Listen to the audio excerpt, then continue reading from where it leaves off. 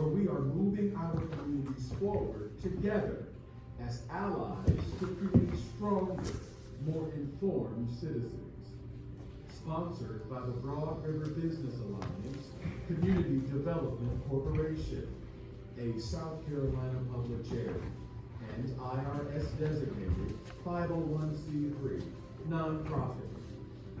The Alliance is designed to help support the creation of small and minority-led businesses, training programs, and services offered to citizens of Richland County. We want to thank you for joining us today. Your voice matters, and we want to hear from you on a regular basis. Stay connected by visiting broadriverba.org, by email info@broadriverba.org, or call 803-638-8042. Introducing our guest panelists, President and Data Analyst for the Broad River Business Alliance, Javar Juarez. Partner, Jabber and Isaac Professional Association and the Possibilities Institute, Ms. Tamika Isaac Devine. The Senior Pastor of the Grace Christian Church and Commissioner for the Richland County School Board District 1, the Reverend Dr. Aaron Bishop. Author and winner of the Preservation Book Prize, community leader and activist, Ms. Catherine Fleming Bruce. And please help me welcome our esteemed program moderator for today, the Executive Director of the Midlands Mediation Center, Ms. Sabrina Bass. Woo, woo. Good afternoon, everyone. First of all, let me say thank you for those that are here. Thank you to our panelists who have joined us for this amazing town hall conversation. We are excited to be here. There are a few ground rules we wanted to go over to make sure that everybody is in together and as we go through this process, and I'll probably repeat it again when others come and join us. But one is to listen generously, which means to try our best to hear what others are saying and try to move our assumptions, our biases, and other things to the back, and be curious as to the meaning behind what someone has said or the statement that they've made, and not necessarily come to a conclusion from it, but to be really curious as to why people say what they say. The second thing is to speak your truth, not the truth of others, but your truth from your own standpoint, where you are, and be intentional to make sure that you're not speaking for other folks or anything of that nature. Lastly, we don't want to try to fix anything. We're here to listen to one another, hear one another, and collaborate together to create solutions that can bring about positive systemic change in our community. So those are the rules in which we want to govern ourselves during this time together in our town hall. If anybody has any questions about those common ground rules that we're going to be setting, please let me know now. Otherwise, I would ask if we can consent to that we just raise our hand if that's the way we'll be governed. All right, we got a good crowd here. So at this time, I'm going to turn it over to Mr. Juarez as he presents to us the historical data behind our 4 areas of focus. All right. Thank you so much, Ms. Bass, for that. Thank you all for being here on today. I will keep this very short and simple. It was pretty difficult for me to actually compile quite a bit of the information and the data that's actually found in just the first part of this presentation. So much of the information that is found is all public data. It's a lot of information that can be found to help you be able to understand the logistical issues and systemic issues that may in fact be driving some subset of these topics in your community. We'd like to thank you to the Richland County allied communities where we are moving community forward, or at least our attempt to do. This framework is structured on poverty data in Richland County, but we wouldn't be able to do that without being able to talk about poverty as a framework in the state of South Carolina, since it all goes hand in hand. I'm going to give you some general crime stats. including some conditions for crime. And although the youth survey isn't there, it is going to be available online. It was such a large and comprehensive study. We really struggled trying to get all of that youth data compiled enough so that we could give you those stats. And then, towards the end, we'll talk about some community engagement. You'll pick up some community engagement key points actually in this presentation, and I certainly hope they help you to have a bit more awareness about maybe why you should get involved. Why are we discussing poverty? Well, we're discussing poverty because an estimated 14.6% of South Carolina's population experienced poverty in 2018. But even long before then, according to the U.S. Census Bureau, that is, this number puts South Carolina above the national average at 11.4% and in the top quartile of states and territories with the worst percentages of their populations experiencing poverty. Those are really, really stark numbers that we're looking at in a state that only has a population of 5 million people.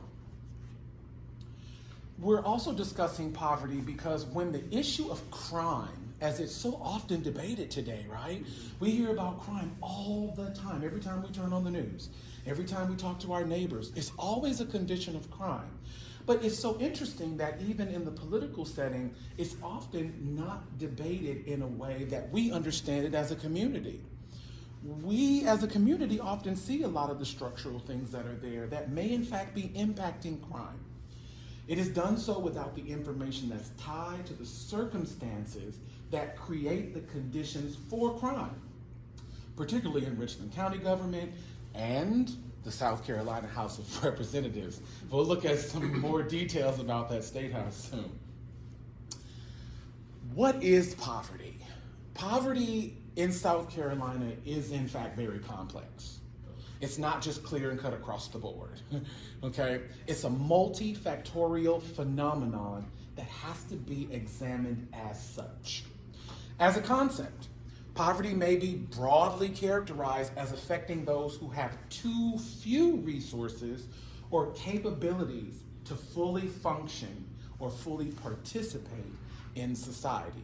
They have too few resources or capabilities to participate fully in a society. Some definitions of poverty primarily focus on the lack of resources that are necessary to sustain life. That's because we're programmed to be tied our thinking to our things, the stuff that we possess, while others simply calculate the share of the population that falls below a certain income distribution. Those are stark differences. For example, families with no income are counted the same way that families with incomes that are just $1 below the threshold are. Similarly, families that increase their incomes above the threshold may no longer be counted as part of the official poverty population. And yet, they may still have some of the same economic or social needs as those who are now officially counted. $1 is really small, right? Just a sliver.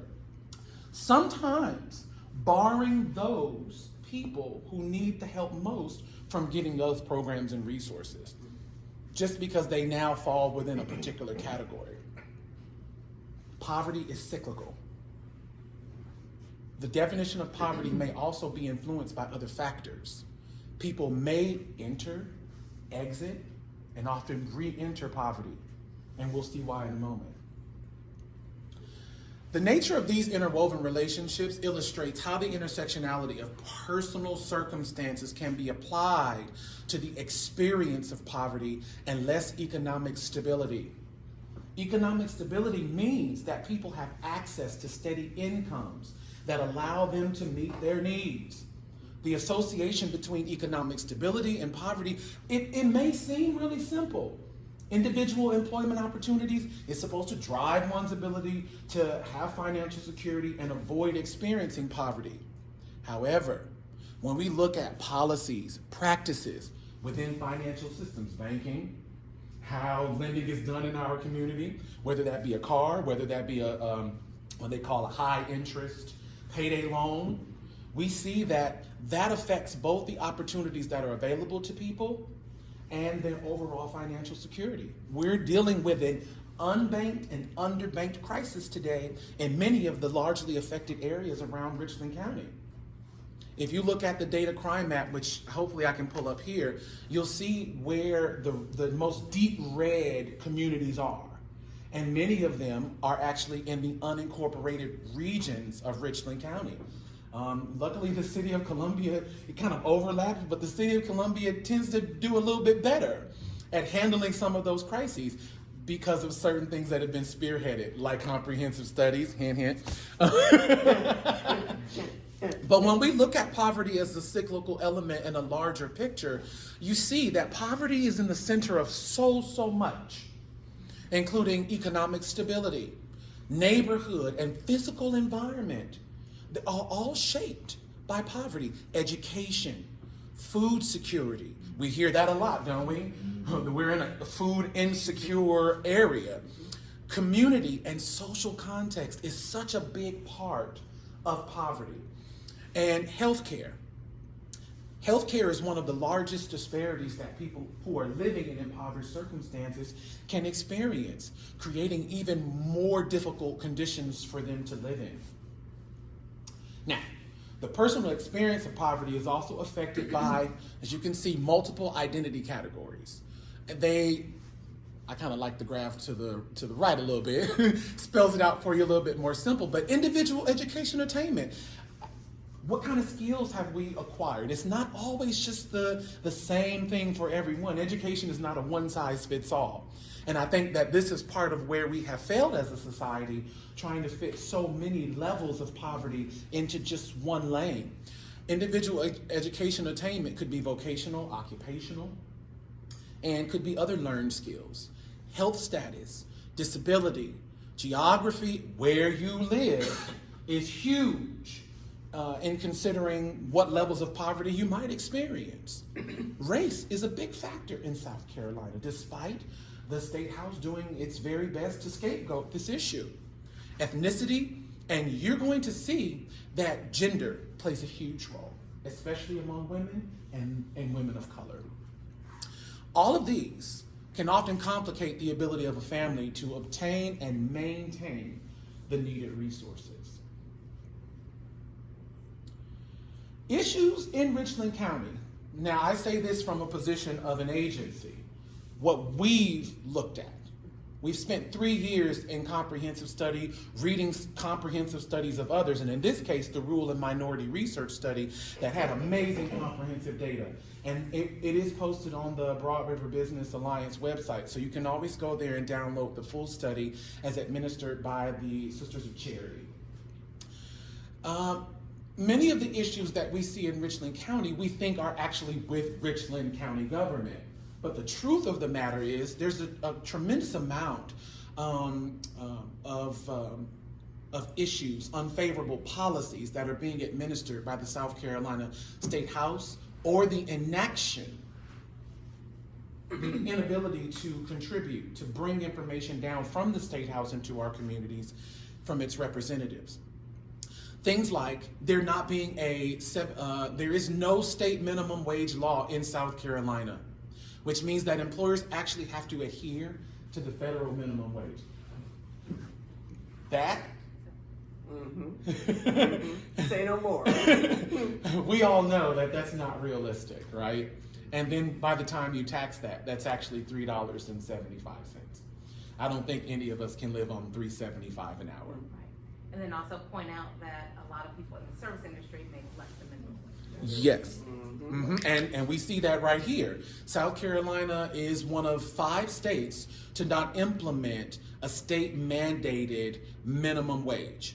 Other states similar to that include Alabama, Louisiana, Mississippi, and Tennessee. But all of the jobs worked by South Carolinians in 2019, talking about 500,000 of them, were low wage jobs.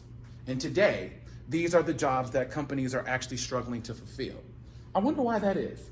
Well, because people are lazy and they don't want to work hard. Yeah, that's what the common consensus is among state legislators in South Carolina. But we know that that's not actually true. People are vying for more of their time. Okay, and I'm running out of some time. Inequities in earnings, inequities in earnings between men and women were also present, with South Carolina women earning earnings at 72% of South Carolina men's earnings. We actually see that racial ethnic identity with Black, Hispanic, and Asian American women experiencing even larger gaps in pay. This is what Richland County looks like just in a snapshot as far as poverty is concerned with total population. At 416,000 people, 22% of children under the age of 18 are living in impoverished circumstances. At 16.5, those are huge numbers. When we break and do a little math, we see that our older people are actually faring pretty poorly as well. 12% at almost 50,000 people, but 91,000, 22% under age 18. 14.6% for the state average in a state of just 5.4 million people, margin of error just 10%. This is the domino effect. Critically, lack of economic stability directly affects and is affected in contributing to these impoverished circumstances. And we saw that guy a moment ago. Economic stability, neighborhood, education, food, community, and health care. I'm trying to rush. Give me a little buffer. Now, why? Communities must unite. The lack of community involvement only drives the dysfunction. Our complaints become a nuisance to the government and create a systemic chain reaction. When the community chooses not to involve itself in matters of the government considers measures it believes will provide a solution. So without your feedback or not, people are going to be pressured by their larger constituents who are contributing and actively engaging in government to do something. And it's that something that helps drive additional poverty. And we'll see that right here. Crime. 2017 to 2020 FBI data. Federal, state, county, and city data suggest that the higher the poverty rate, the higher property loss and violent crime rates. These go hand in hand. It says pay close attention to property crime and larceny. This is the springboard for more violent crime and other community issues that will create a new cycle of poverty. In Richland County, we see violent crime at 1,977 for this period. But if you look at property crime makes up about 69% of what we're actually seeing as one of the key factors among young people that starts this cycle, that throws them into sort of the state's law enforcement division clutches, which can be very difficult for them to escape. 10,546 cases of that. Burglary, larceny, theft, motor vehicle, and even some arson. A higher crime rate will drive businesses out of the community, therefore products and services and a source of jobs, okay? Those who do stay find that they're paying higher prices to offset losses, and some businesses have to close because it may be difficult for them to be indemnified or insured. Theft. The loss of productive activity by those who live by preying on others reduces the output of the area. People will close their wallets. People will stop leaving their homes, they stop shopping. Thus, crime injures economically both direct victims and others in crime-ridden neighborhoods, leaving everyone worse off than when we began. It's not just others who are adversely affected by criminals. Perpetrators themselves are impacted. They may spend time, a large portion of people charged with criminal activity are relatively young. Their criminal behavior harms them in several ways. Time incarcerated, creating a criminal record. And then they develop attitudes and habits that are detrimental to participation in the workplace. But I'm going to add to that, home. How often do we say our children are hard-headed? You don't want to listen. You don't want to do right. This is sort of that same development of attitudes that we're seeing among young people that are really struggling to communicate with us their needs. Crime begins young. In a study from the Broad River Business Alliance in 2020, we surveyed 1,286 community members across Richland County, door to door. Who was that? Me. Door to door, straw hat on, short shorts. The study shed light on the early stages of crime within certain groups. Adults with a criminal history that participated between the ages of 25 and 45 reported that they began using petty theft as a means to provide for themselves and their families. Some reported stealing as early as age 9. And if you look at this from Snyder, you'll see that very young offenders have a greater percentage of serious, violent, and chronic careers than older onset delinquents. We have to catch them early. So poverty is not only a predictor of involvement with the justice system, too often it's also the outcome. The system seeks to capture and extort members of the community that fall sort of through the cracks because of a lot of the circumstances that we've outlined here. It becomes very difficult for them to come out of the system because they simply don't have the money. In South Carolina, people that typically are in this situation have incomes less than $19,000 annually. So it can become very expensive to try to defend yourself and to be able to get enough to get out, to defend yourself. Your likelihood of getting your case dismissed inside is about 65% harder than if you were free. Capitalism is the culprit. Money is the root and is driven by politics. We collect taxes, capture and extort our people, and then there's no capital investments going back into the community. It makes it very difficult for small businesses to create long-lasting generational wealth in their communities if they have difficulty starting those businesses. How then do we hire people with difficult backgrounds? I had my first job when I was 14. I don't know if that was legal in California, but we were working. You were selling something, cakes, pies, something. Everybody has something to do. Well, we see now a desperate need for greater small businesses in those corridors that are struggling with these impoverished circumstances. Large corporations do not set the standard in America. 90% of all jobs created in America comes from the backbone of this society, and that is small business. I have just one little thing, and then I'm good. Hold on, because I see you. So I see you. This is Dr. Barbara Sizemore. She is one of the foremost experts in education. One of the things that's really difficult to gauge is how to survive these systems. And what is the responsibility of the group to protect its members? And that is something that has been on the table since 1921. Culture is the sum total of artifacts which any group accumulates in its struggle for survival and autonomy. Then it's dynamic because it's a struggle. It's not static. It doesn't stand still and never change. It changes with the conditions, okay? Because as you try to survive and to be self-autonomous, as the conditions change that keep you from doing that, you change in order to combat those conditions. Am I making sense to you? Okay. Now, what is survival? I mean, what survival means that the group has to do at least 3 things. 1, the group has to see that each individual member keeps himself or herself in good enough mental, moral, spiritual, and physical health long enough to reproduce that self and then take care of whatever you reproduce. That's the least. If you don't do that, the group dies. It's gone. Okay. So that's what survival means. In order to be self-autonomous, it means that the group has to have within its control the means to assure its survival. Okay, we have to have the means to be able to do that. If culture is the sum total of artifacts Thank you. which any Thanks, group Dr. accumulates in its struggle for survival. Okay, got it. So we have to have the means. What does the means mean? We need money. We need money. We can raise money for everything else.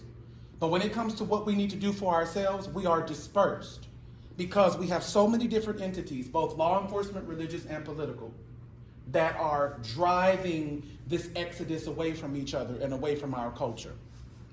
It's critically important that we make sure that we check each other and check on each other to be able to do that. in order for us to create a means, we have to get together. And you can't be divided by denomination, affiliation, association, political party.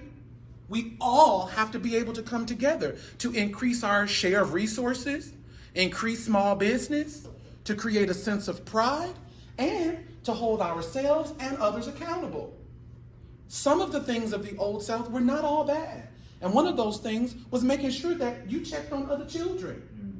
It was to make sure that you understood what was going on with your neighbor, how you was doing. Good morning, please, and thank you. And the worst is when you say thank you and somebody says no problem. I know it wasn't a problem because I spent my money with you.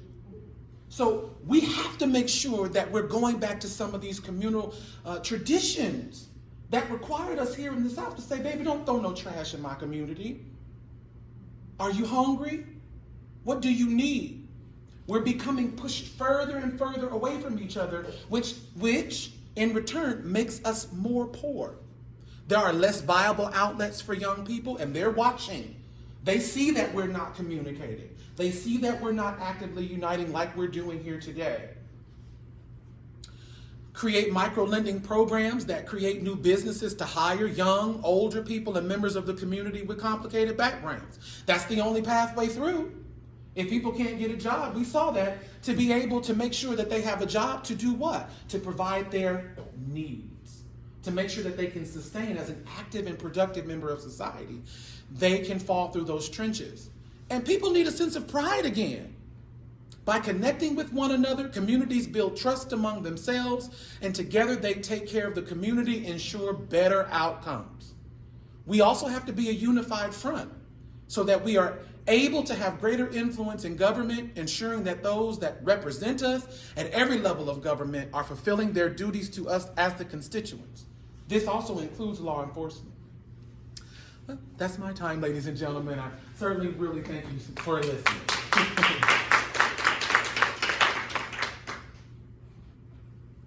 Want that thing up?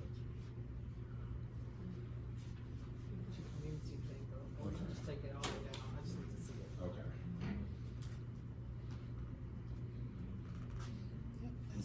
All right. All right, thank you so much. At this time, we're gonna begin with our panelists, and as I think our panelists saw, there is a clock. And so for each of the questions that we have for our panelists, what we want to do is to provide you with the way we set it up was a 2-minute per question per participant. And then what we wanted to do is, if anybody after we go through the whole round of everybody responding, if anyone on the panel wanted to get clarification from what someone else stated on the panel, is to allow you at least 1 minute to get a response back as it relates to that. So that we don't just go through and not get clarity from what we think we heard from that.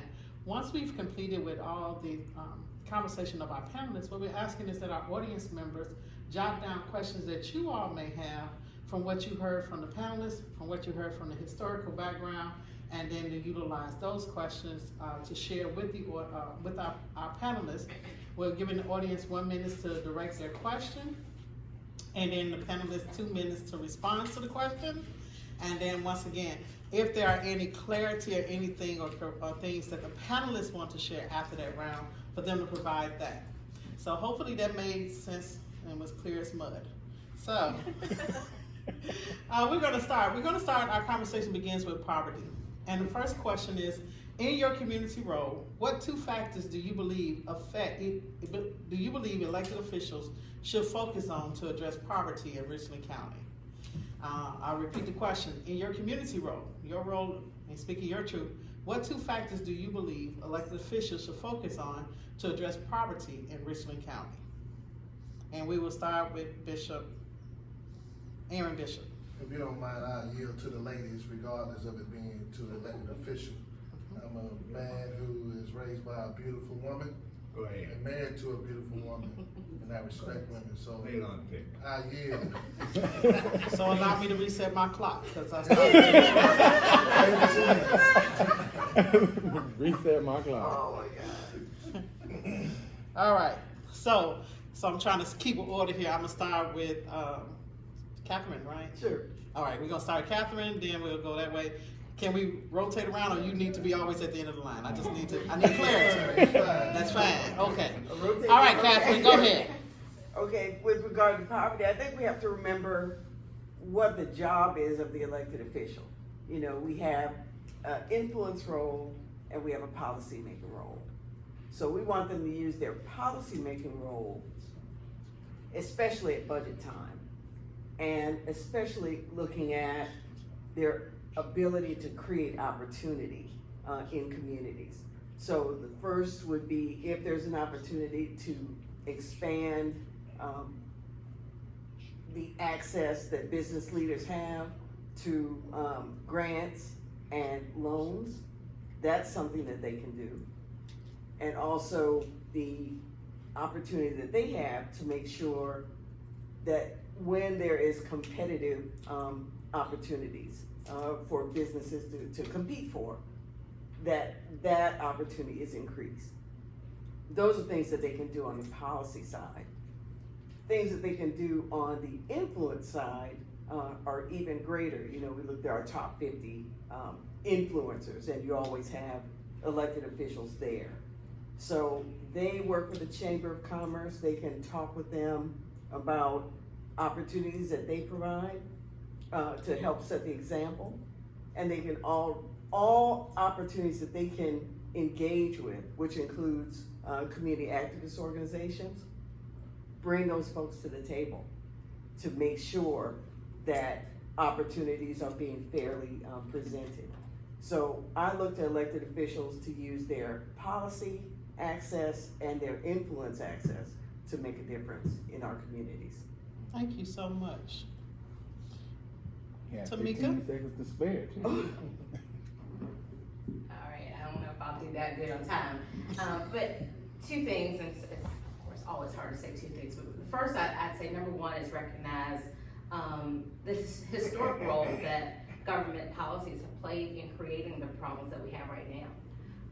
And you know, they say if you don't know your history, you're bound to repeat it. And we see that happening now where you have elected officials and others wanting to rewrite history and keep our kids from understanding the role of race and economics in, you know, our country, specifically here in South Carolina. So I think as elected officials, they can't be scared of the past, but own it and recognize that historically, government policies have segregated our country, have perpetuated the income wealth gap or the wealth gap, and created under-resourced communities. And so in order to rectify those things, then you're going to have to play a bigger role in changing policies and investing in those areas to at least try and get to the point where you are leveling the playing field. So that would be the first thing. And then the second thing I would say is we also need to make sure that our elected officials are understanding that that these issues are interconnected. And so if you say that, you know, crime is an issue, and so, you know, our solution to that is locking up people, you're creating bigger problems. And so you need to understand what the root of the problem is in interconnectivity. So, you know, you have to invest in education. You have to invest in the resources in the community. You have to, as Javar talked about, help create businesses that are creating wealth within our communities, and that will help address crime. And so I think we look at things so one-sided and individually, and they're not looking at the connectivity between the issues. Thank you so much. All right, Reverend Bishop. Okay, first of all, thank you again for the courageous conversation, and I think it's very paramount for us to really try to seek evidence-based conversation. When I studied for my PhD at Columbia International University, I studied on the role of leadership, not just the elected officials or people with title, but leadership is about influence. And when you look at it, one of the major themes that came from that study was that you have to have information sharing, for lack of words, understanding. The Bible says, you know, in all thy ways get what? Understanding. So I'm sitting here as an elected official and a pastor, so forgive me if I'm going between practical and preaching. But it says that when you get understanding in all that getting, you can understand and then you can respond. As an elected official who is in the school district, one of the things we try to teach to help our children who deal with poverty-stricken opportunities that lead them to frustrated outcomes. If you don't have something, you're gonna take something, right? We teach them something called mindfulness, understanding how they feel, so they understand how they can respond.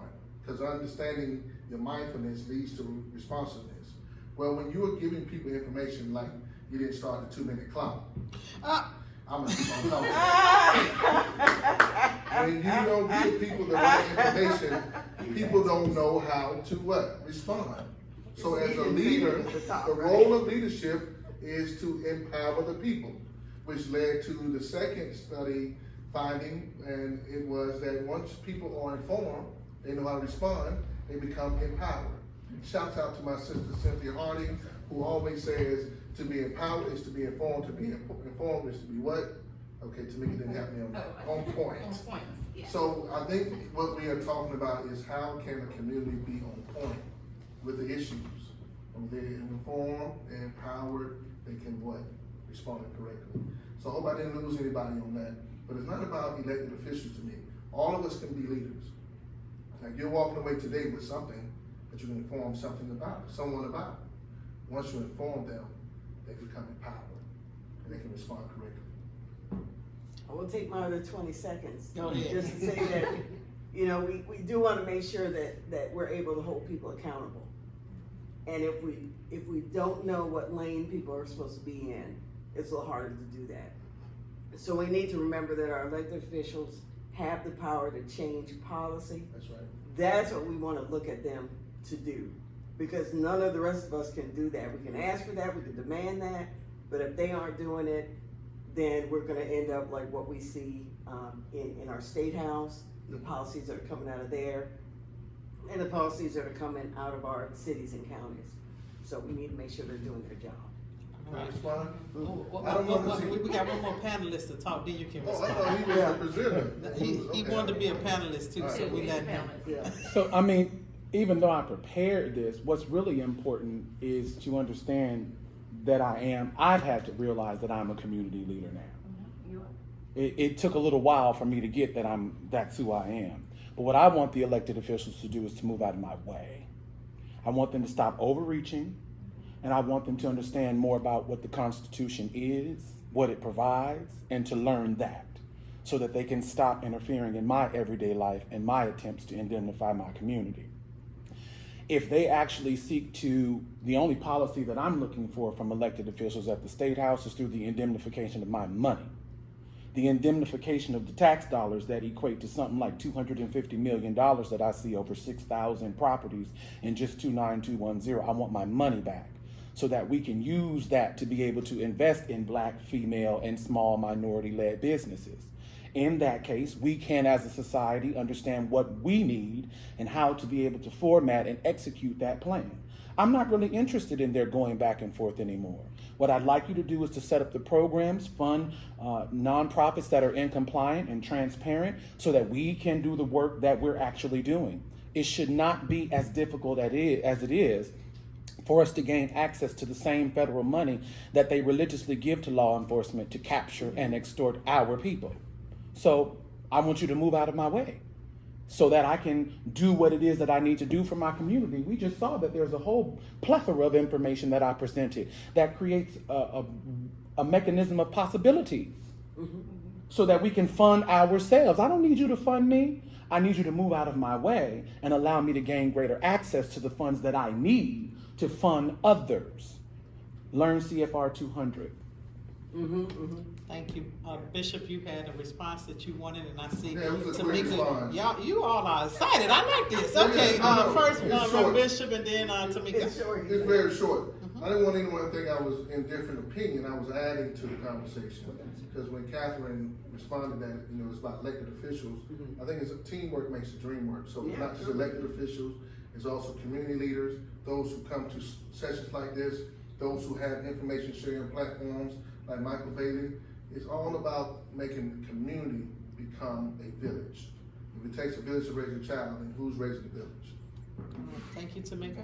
Well, I was just gonna say that to follow up on, Mr. Juarez's comment on that is, The reality is, you have lots of groups, and we always say, power concedes nothing without a demand. And you have groups who feel like they're operating from a sense of lack. And so if they feel like, okay, this pot of money, and I'm controlling this pot of money, if I give, then that is less for, the folks that I want to give to.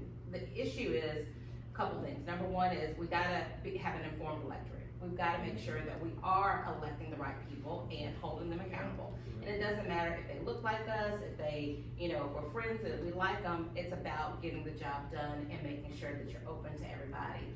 And then the second thing is recognizing that we do have the solutions, and that as an elected official, you have to understand that you don't have all the answers, and you're not going to be able to get to the root of the problem without bringing the community in. And just a real quick point, just last week I was at a community meeting about education, and it was really great, but the best speaker was a young man who is now at Olympia, and he talked about the issues that he had and the problems he got into, and how he is now, because he's being mentored, he's seen, a lot of possibilities, and he is really getting on the right track.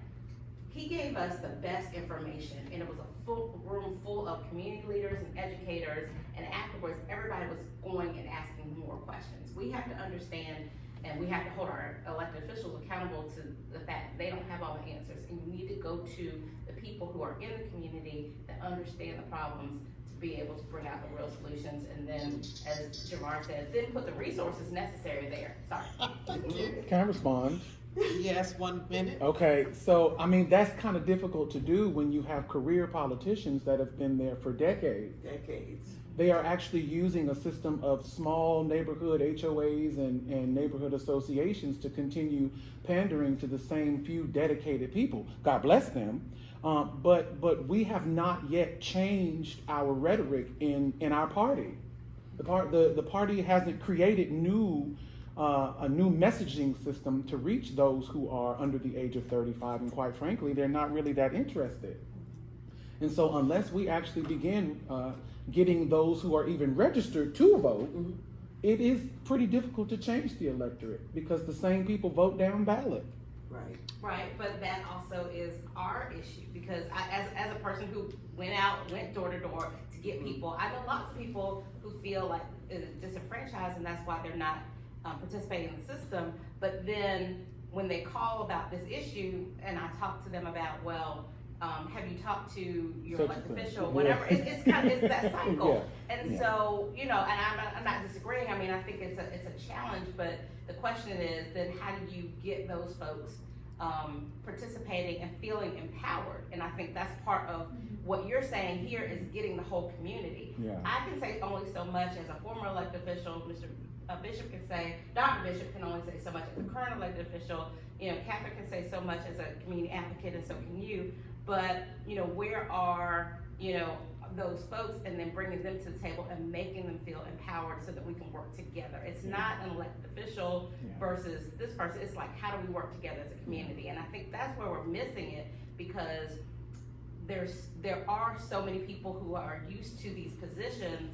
And I served for 20 years, but I also continue to know that as I worked, I was always bringing people along. And how do you continue to empower the community so that I have those people to go to? If I have something that's going on in North Point, I'm going to North Point and I'm talking to people in North Point. I'm not going to the police or anybody else. I'm talking to the folks in North Point. We need to be doing more of that to make them feel empowered. So our next question.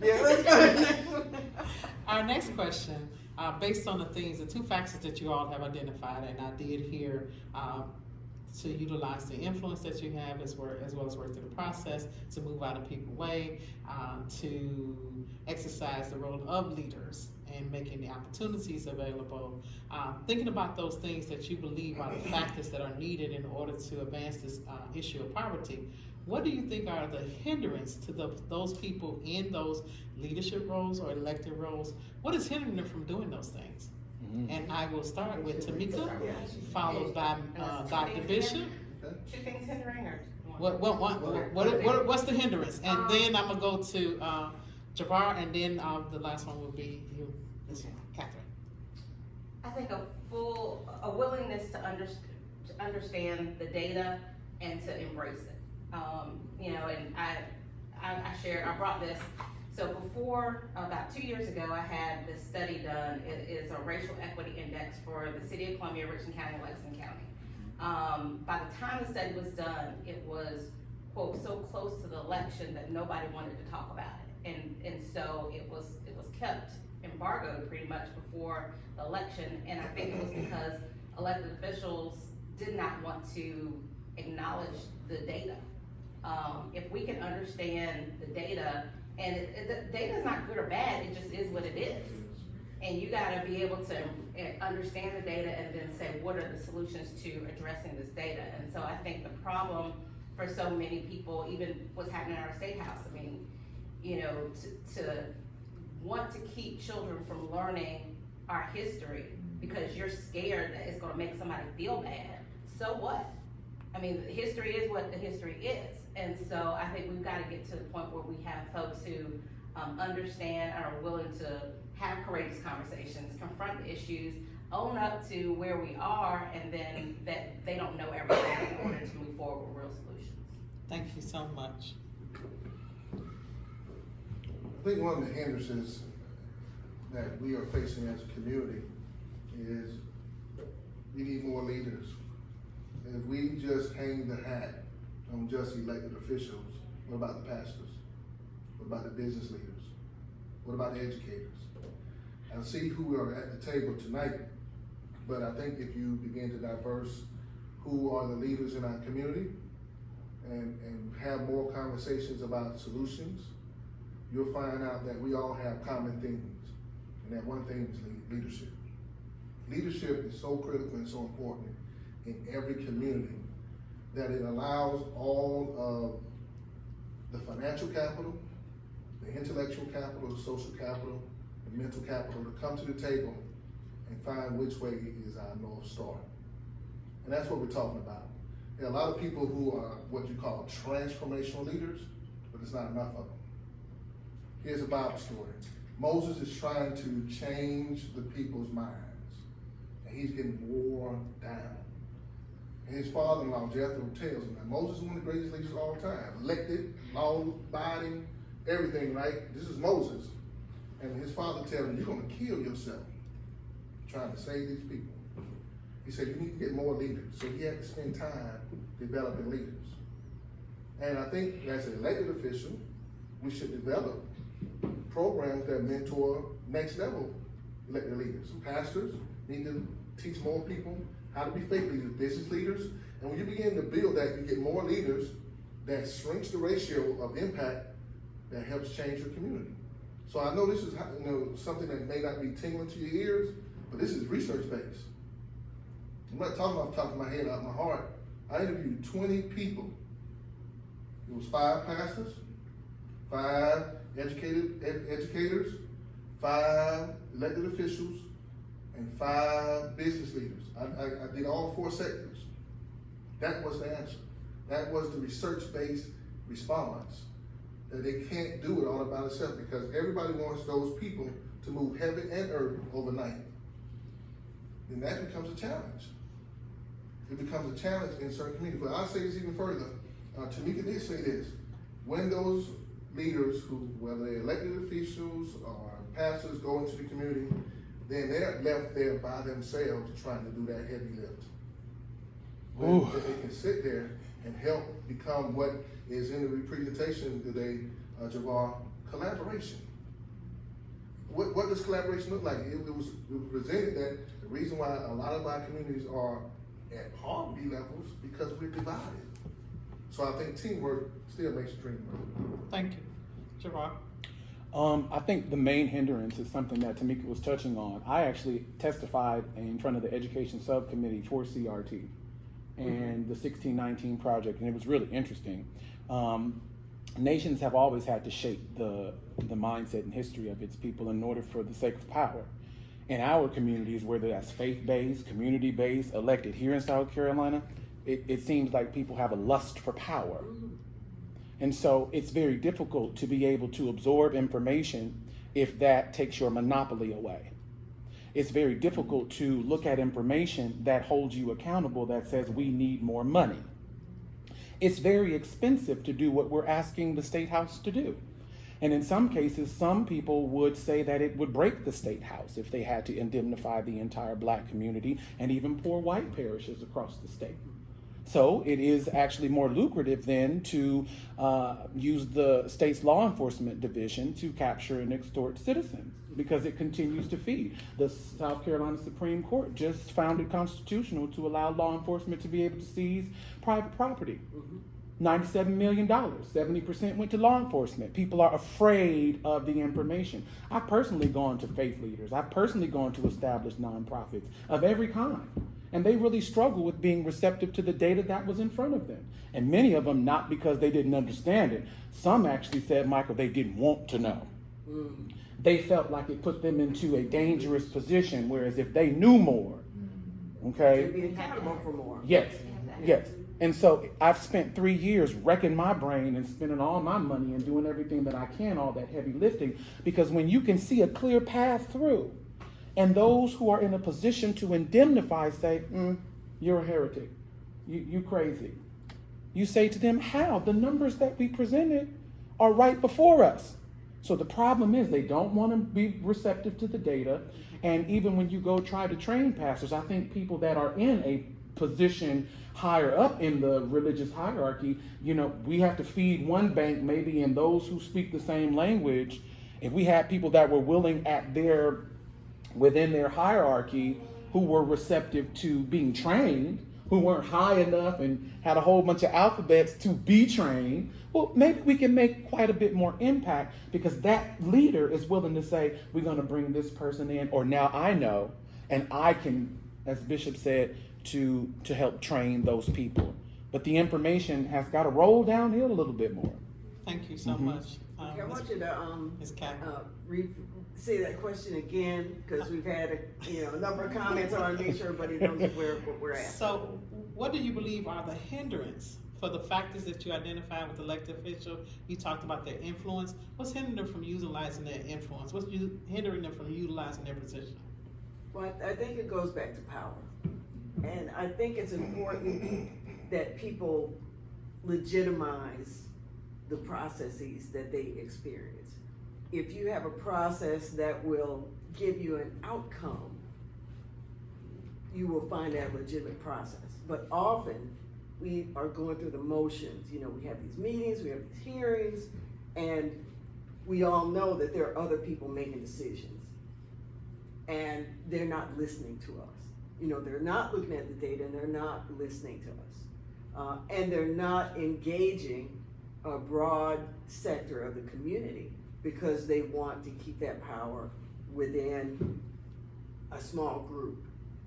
So when people look at politicians who offer, or candidates who offer, they don't see that as a legitimate process, because they know that there's a structure behind that. This reminds me, there's a street I went down in a community. The street was full of potholes. And the man that I talked to lived on that street. He said, I'm not going to bother to talk to my elected official, because I know nothing's going to be done. And so we don't have people in the community who have had success in bringing their problems to the attention of either community groups or elected officials, and so they don't invest in the legitimacy of those groups. Now, nonprofit groups are bound by 501c3 status, which means that there's a boundary about what they can do. They can talk about some of the issues, but they can't, their advocacy is limited. They can do some advocacy, but actually saying, hey, Mr. Elected Official, I want you to do this. They can't do that. So we have many groups in our county that are nonprofits, not as many who might be 501c4, 527, or PACs, or structured so they can do more to hold other groups accountable. So I think those things are holding us back. The fact that we have people invested in systems that keep most of the people quiet and make sure that only a select few are listened to. You know, look at the room here. You know, that will tell you some of what you need to know. We should have a whole full, all these seats should be full of people who are ready to engage. So we need to have that idea that these are legitimate systems, and we need to make sure that we have structures that allow people to work and act impactfully. Thank you so much. Did any panel want to respond to what they heard? I see you, Ms. Devine. Yes, ma'am?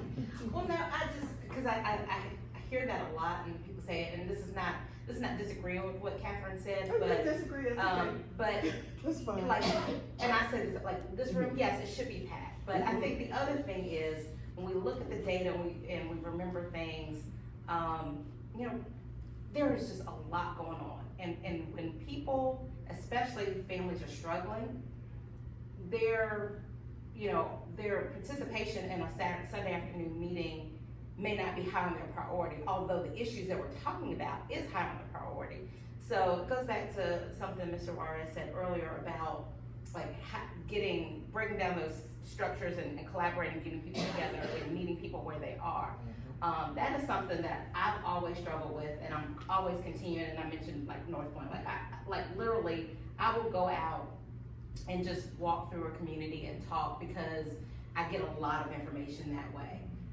And so we've got to figure out better, how do we do that? So whether it's, the Alliance or NAACP or the Democratic Party or something, we've got to figure out how do we meet people where they are and then solicit those invitations, because having meetings, and we can have meetings, and we have all the great information, but the reality is that a lot of folks are not going to be able to participate, and it doesn't mean they're not interested or engaged or want to be engaged. It's just life is difficult, and it's just not a priority. And so I think that's also, as we're talking about, and I know when we leave, there's going to be conversations about action. The action is like, how do you meet people where they are, and what are the different ways to actually get that information and share information in those venues where people are that actually can be part of the solution.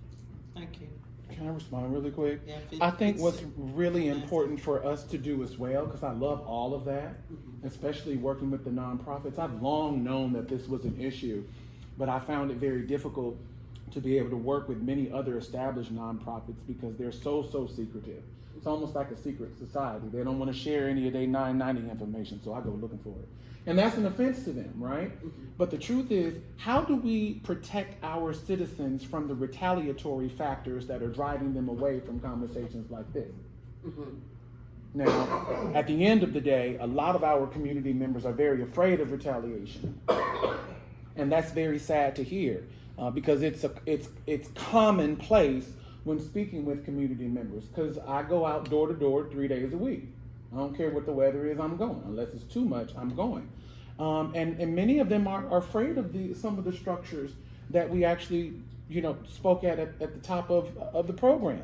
And it's incredible. You didn't start it. It's incredibly difficult for them to be able to embrace the idea that somebody who is an elected person or a department or part of a department that my tax dollars fund can retaliate against me because I'm trying to move through your corruption, or I'm trying to move through your obstruction, or I'm trying to move through the processes that you've created that disenfranchise me. It's incredibly difficult to do that. So we have a whole slew of citizens that are eager and ready, but it's so rare that we find faith leaders, elected officials, and community leaders all coming together, despite what we said, the differences, denominations, and beliefs, to say, let's get on one accord and just talk about these things. Because Dr. Bishop was saying something that I've been saying the whole time. We're all saying the same things. Thank you all so much. Thank you all for sharing your thoughts as it relates to poverty. We're going to now move to crime. Moving to crime. Based on your lived experience in the community, what do you believe are the root causes of crime in Richland County? So based on your lived experience in the community, what do you believe are the root causes of crime in Richland County? I think it's definitely correlated to the first topic, which is poverty. people don't have resources, they what, take resources. Just to kind of connect to Javar's last point, he gave me a scripture one day from Ezekiel, the 37th chapter to the 39th chapter, that is. It was 3 chapters, where you had the north, south, east, west corridors trying to come together into one court to find out how do they work from different directions. Well, when there are a lack of resources, it's because there's a lack of collaboration. When you have full collaboration of, Javar has called out several times that, some faith leaders are afraid to approach the solution, or elected officials. But those are the wrong faith leaders and the wrong elected officials. If they're not willing to come together to be on one team for the community, then we're gonna always have those gaps. We're gonna always have those lacks, or those areas where crime will begin to rise up, because if people don't have resources, they'll take resources.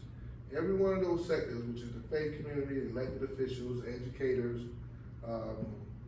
business leaders, they're charged with the responsibility to do what is called resource mobilization.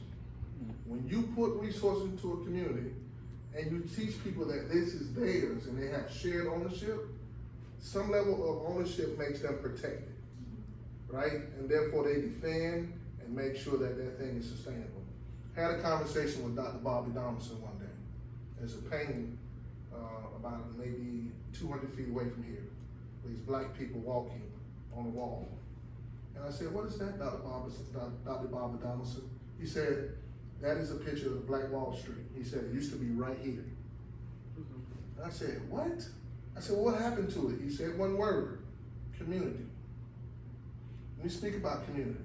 There was a business owner who had a store broken into 3 times over 2 months. And you know what he told them?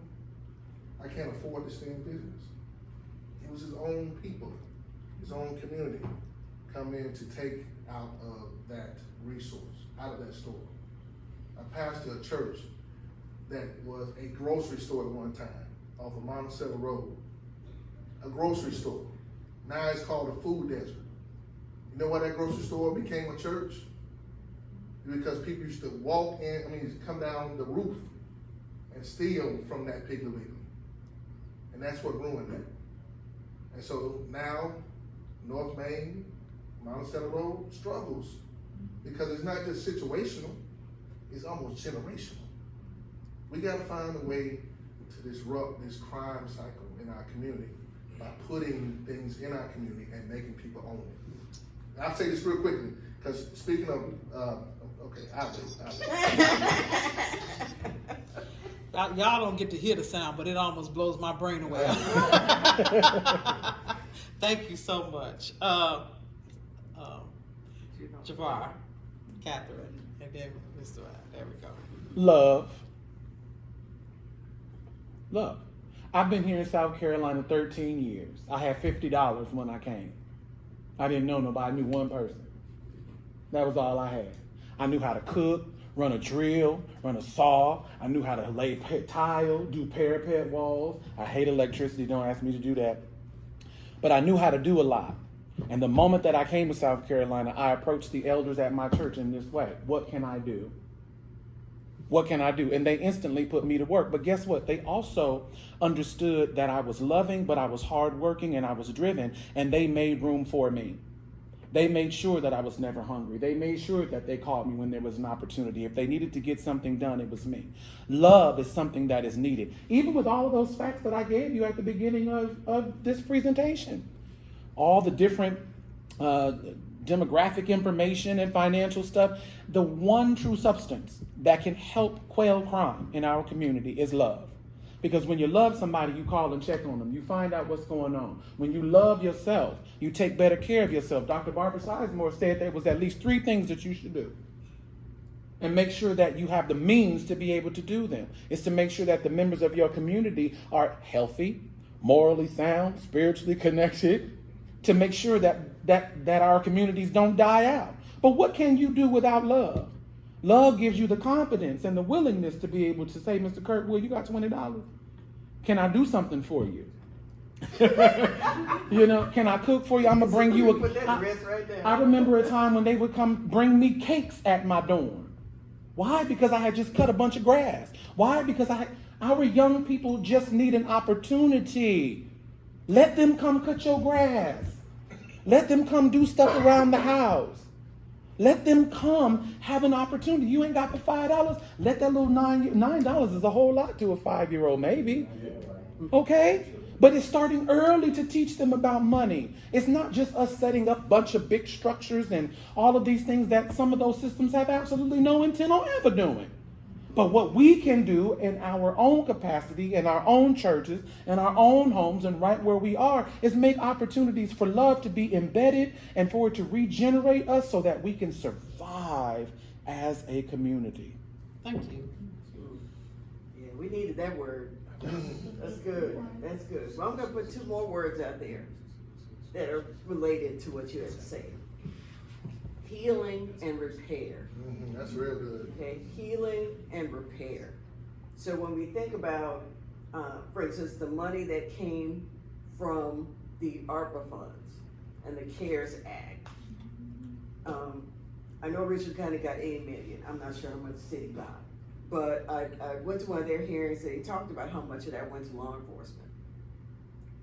So when we talk about repairing our communities, we have to see what's broken.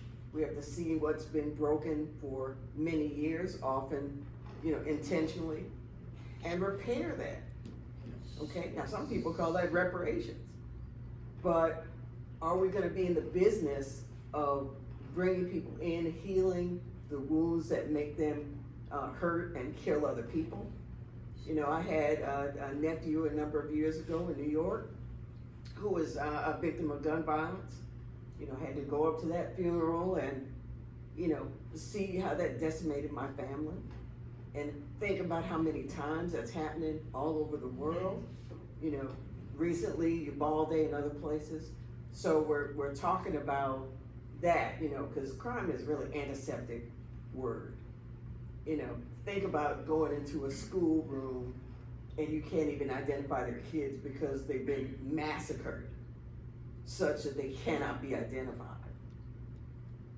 So we have these things happening in Columbia, all over the place. But we also have people who have a legacy of disenfranchisement, a legacy of segregation, a legacy and a heritage of, we just had the Queen die, so a lot of folks have been talking about that legacy, colonialism and inequality and all of these things. So we need to have individual acts of healing and repair. We need to have policy acts of healing and repair. If we get $80 million, what can we do to heal and repair as opposed to, have more policemen everywhere? Because there were policemen at Uvalde and they ran. They're not, some of them are old enough to it yet, but they stood outside and waited. If you can imagine being that parent. So we have to not just look at, how we can weaponize and criminalize as a response. We have to look at how we can take the dollars that we get, how can we take the time and the human resources that we have to look at our communities and have repair. Indemnification. We call that indemnification in insurance. At least take me back before the loss. Yes, take me back before the loss. Restore me to where I was before. All right.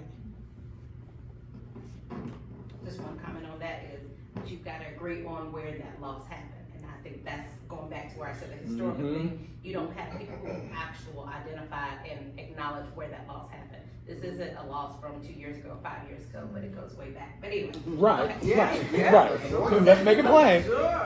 So let me start. I think the question was, I think we've kind of put 2 questions together, which is great. But the question was, what did you think from your experience are the causes of the crime The root in our community? Root cause. And I'll say, I just wrote down 2 things and then I'm gonna tell a story. But under-resourced communities, lack of resources in our communities and lack of opportunities. And so we have to understand how do we restore those things. And some people have heard me say this story before, so I apologize if you've heard it, but this is just something that has really shaped a lot of my public service life. Actually, almost at 20 years ago, there was a shooting at T.S. Martin, and we had 2 young people who killed, Courtney Dixon and Terrence Merchant. Courtney was 12, Terrence was 15, the shooter was 17. And there was a lot of community outpouring for the families, and I'm actually still very close to Courtney's mom, Diane. But I remember J.C. McLaurin was saying, there's been a lot of outpouring for the families, but there's been 3 kids lost here. The shooter was a young person as well, and said, the mom had been hiding because there's death threats and stuff. Would you meet with her? And so I did, and I met with his mom, and I sat there and I told her, I said, no judgment, but I really just want to understand. And I said, what happened? I mean, just what happened? How would your son shoot and kill 2 people he didn't know? It wasn't, it was, just unfathomable. And she said, I'll be honest, Miss Devine, she said, I think it was 4 or 5 kids, and she said, when Chris started getting in trouble at school, she said, I had to work. She worked 2 jobs. She said, I had to work. And I'd, get kicked out of school, I'd tell him to stay home, but I'd go to work and he'd leave. And she said he started getting targeted by the gang boys, and he started, first, stealing, then doing drugs, and then it just escalated from there. And she said when he started getting in so much trouble, and I've got other kids, and she said I had to make a decision whether or not he could stay in my home because he was impacting my other kids. And so she said I probably, people wouldn't understand it, but I had to tell him he couldn't stay here anymore. And then he got more into the gangs because then he found a family there. And so, I just always remember that the system failed that mama and that family.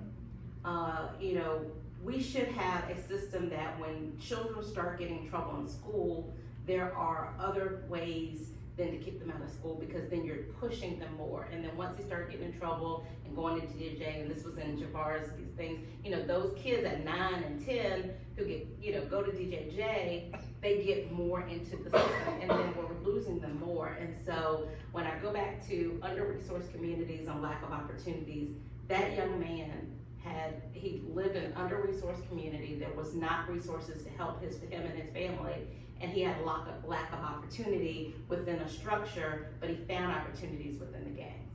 And so I think we have to figure out what are the solutions. We can't arrest and jail our way out of crime. We have to put resources into communities. We have to make sure that we are wrapping around services and understanding that everybody within that family needs support in order for them to be successful. And if that family is successful, then the community is successful. Yeah. Thank you so much. What happened to the young man? The shooter? Yeah. He went to prison. He went to, it's been 20 years, and honestly, I've not kept up with it. I don't know if he's still in prison, but I would imagine I will never forget that. That was actually the night of the Freedom Fund dinner, and we were coming back and got the call. But anyway, he went to prison. I don't know if he's still in jail or not. But yeah, he went to prison. Thank you. Did anybody have a clarification or anything needed from that first round? So what I want to ask now is, what do you believe an individual or group can do in their local community to reduce crime? And not just saying what they can do to reduce the crime, but what resources would they need to make it happen? So what can they do, but what are the resources that they're gonna need in order to make it happen? And I'm gonna start with you, Gerard. Money. Dr. Barbara Sizemore told us we need money. And that's what we need. We need more resources and less of the political gerrymandering of our tax dollars to help our community members move. The better part of the nonprofits that are in Richland County, they work. The churches and the we work. I had the esteemed pleasure of going to work with the people at Food Share. And it was amazing what kind of a community was there. The community has to become a community again. The community has to get involved, and that's not none of my business anymore. That doesn't work. It is your business, because when you come out and you call me at 7 o'clock and tell me that you're afraid to go out because it's dark, because them young people ain't nothing, we have to close the generational gap, begin training older adults, which we're doing through AARP, and we also have to make opportunities available for younger people and older people to meet and come together so that we can actually have a share of ideas and information and all that good knowledge and wisdom. We have to be open and receptive to one another, and we have to be actively involved and engaged. We have to show up when we're called upon. We have to be responsible to each other and call and check on each other, starting with your own blood, your own family. Seek help when necessary, okay? Because a closed mouth won't get fed. So whatever it is that you need or whatever it is that you like, I guarantee if you put it out there, somebody knows where something is. It's only 416,000 people in the city, in Richland County. There's an opportunity for information to get around real fast, don't we know?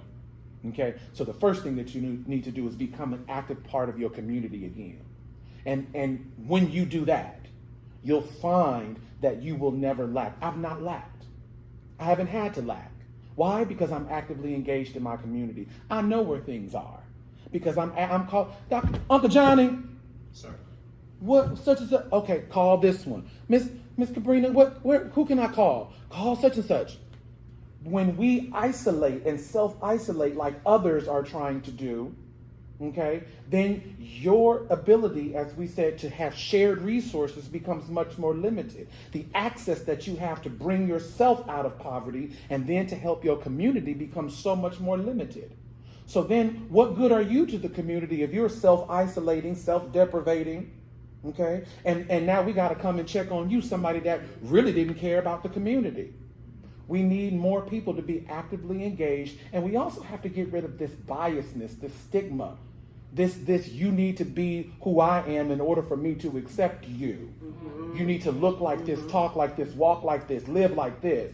We need to learn how to mind our own business, but also be about the business of the community. That means let people live, okay? But you still accept that even though you share differences, you all are a part of the same community. Mm-hmm. Thank you. A lot of people invested in that. Miss- So, you know, that creating these structures. I think one thing I'd like to see people do is to look at the fact that we have an election coming up and to be engaged in those elections. We have federal seats that are coming up. We have local seats. We have school board seats. And they're not all going to be met by pressing the straight ticket. So, Right. you know, so we want, I would say in terms of what I put on the table that we can do to look at crime, is look at the people who are offering for these seats. Because all of them are gonna create policy that will impact crime. You know, everything from assault weapons to whether or not we have Medicare, Medicaid expansion, to whether or not we have certain programs in our schools, to what decisions are made by Congress and the State House. You know, all of our House seats are up, and we're sending some other people to Washington, and we're looking at a new governor. So that provides us with opportunities to say, what is it that we want to see change that would reduce the amount of crime? So if we say that crime is one of the issues is poverty, talk to these folks who are running or look on their pages to see if they say anything about poverty. If you don't see anything on their page about poverty, you need to deep six that person. So what are they saying about crime and assault weapons? What are they saying about investment in communities? You know, what are they saying about gentrification? If there are people who are already in the seats, you want to look at their record. Look at their voting record. Look at what they were able to get passed. And if that shows a record of engagement, great. If the person hasn't been in a seat, what have they been doing? What have they been focused on? What have they been advocating for? So those are things that we can do also, which are, not, the same kind of actions, but they're actions that lead us to November 8th and lead us to possibly new people who do want to do those things. So you don't have to spend as much time advocating and, going down to the State House and complaining. You're gonna have to do some of that anyway, but, that's never going away. But we have a chance to put people in these seats that are gonna do some of these things. Let's not waste that opportunity. Let's make sure people are registered to vote. I think we still have until October 7th, something like that. So we still have time for new people to register. And we want people to know, I have a few seconds. We want people to know that they will be the cause for government to be legitimate. You can make government legitimate by making sure that people do the right thing and are held accountable. So, Thank you so much. Mr. Vine? Okay, I had what I wanted to say. Catherine said so much that I want to piggyback on, so I'm gonna make a comment and I'm gonna what I was gonna say. Yes, I hold 100% everything she said. What I add on to that is November 8th, but we gotta stop thinking about the next election. And I'm gonna be honest and just real talk. There are people who we are in the situation we are in because this has all been planned and it's been strategic for many, many years. And so, where we look at the next election, there are a lot of people looking at the long game and they're not looking at, 2022, but they're looking at 2024 and 5 and 6, way out. And these things are being done. So we have got to have that same long game and understand our role in being engaged, not just politically, but in our communities, and then making sure that we have the ability to change outcomes, because this has been a long time playing, so I will just say that. The question is, what can you do and what are the resources? First of all, I think you start internally. You gotta start with what can you do? And I think that a lot of people feel like in order to be a leader, you have to be elected, have a title, have a position, whatever, and you don't. Everybody has the ability to lead because everybody has the ability to serve. Yes, sir. Yes, I served 20 years on city council. I am no longer an elected official, but that never took away my ability to serve and be a leader. I'm still a leader, probably more so a leader now in our community, and I'm still doing stuff. And so I look at what I can do, and so no matter what your passion is, there are things within the community that will address these statistics that were up here, and whether it is participating, going into the schools and signing up to be a lunch buddy or a literacy coach or reading to kids, if it is working at Harvest Hope or Food Share to address people who do have the need to come to those organizations. And so figure out where you serve. I think that's one thing that we all can do, and it doesn't require you to be an extrovert or have a title. It just requires you to have the ability to want to serve. And no matter what your physical ability is to get out and do stuff, there's something you can do. So I'd start with that. And then the thing is then figure out, once you do something, how can you expand that? And so, and then to the resources, the resources are, depending on what you want to do, it's great to have resources, but you don't have to have resources to start basic.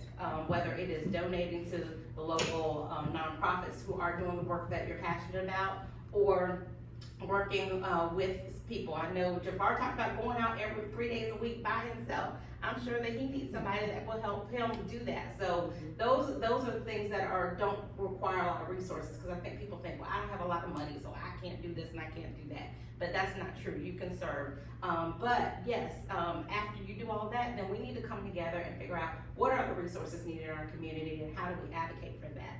And so whether that is advocating on your local or state level for the financial resources or the policy resources, or really, like Jafar said, just for people to get out your way so you can actually do the work. That's what we need to be doing. Thank you so much. Dr. Bishop? We're gonna pass this collection plate. speaking of money. No, but I keep trying to marry this conversation with the past topic, because poverty is the first cousin of crime. And I side with Javar when he says we need money. I want to shift the word a little bit because we need the paradigm shift. We need capital. And let me tell you, the biggest capital is human capital. Human resources. We need resources. We need more people, right? And let me tell you what that means. Now, in Richland One, we're focusing on what is called restorative practices. What that means is there are a number of children who are trauma-infused students. They come from adverse childhood experiences, which means they literally have heard gunshots in their home. They come to school with their stomach growling. They heard their mama get beat all last night. Their mama always tells them, your daddy ain't nothing. That's trauma, man. And that's happening a lot in our community. So when they come to us, they literally got to get into something called the reset program. We're trying to reset trauma in our community, in our society. And it's just not money. It's about human capital. You're right, Javar. It's about them kids feeling loved. And you know what some of that love looks like? Shouts out to the City of Columbia Police Department. When they hear that a child heard a gunshot or they saw blood spilling out of the guts of a human the night before, they come by the school and tell us this child is going to be dealing with something today. And they give out a teddy bear. Somebody may say, man, what is that going to do? It's just a token.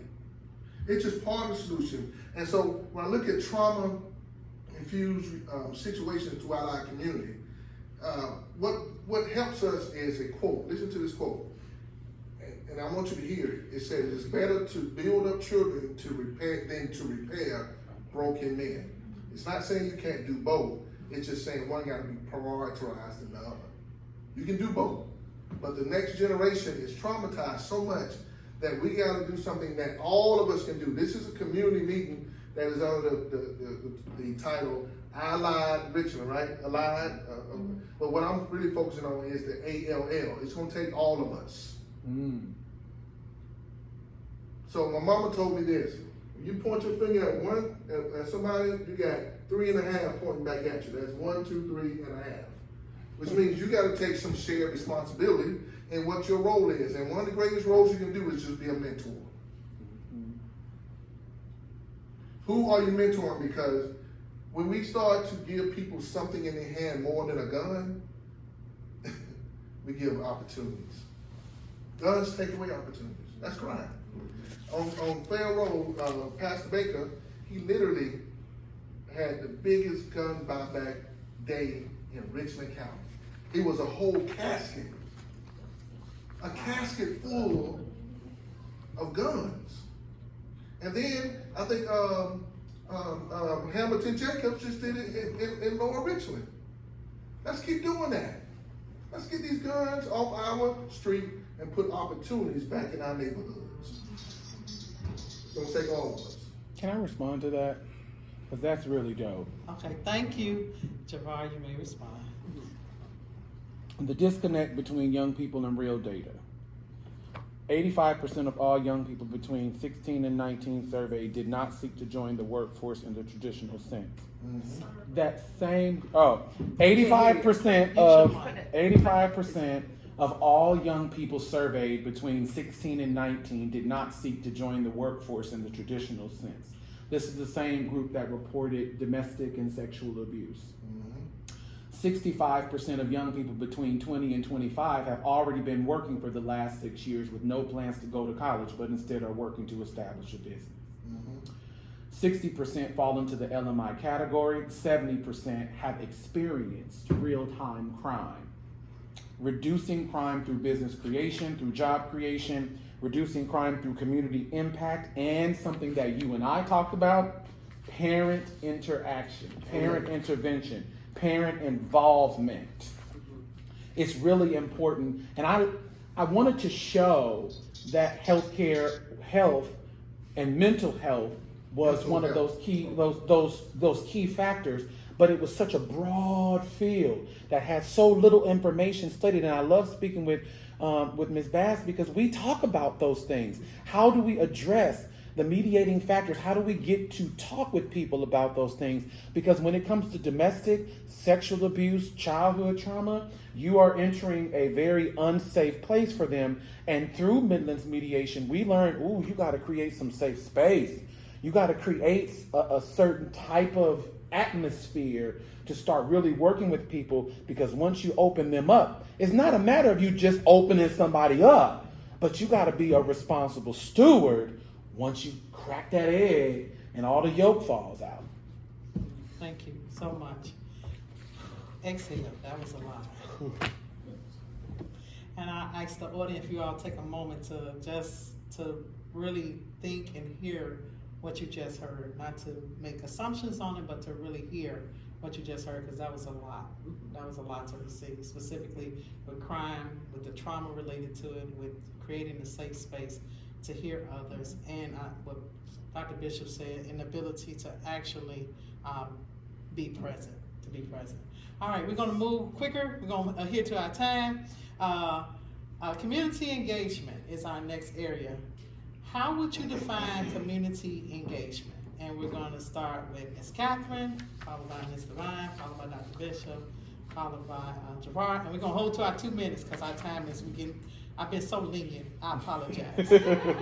This crew kinda hard to hold down to this 2-minute time frame. I gave 3 minutes last time. Conversation's so good. It's very good conversation. I think it deserves a part two.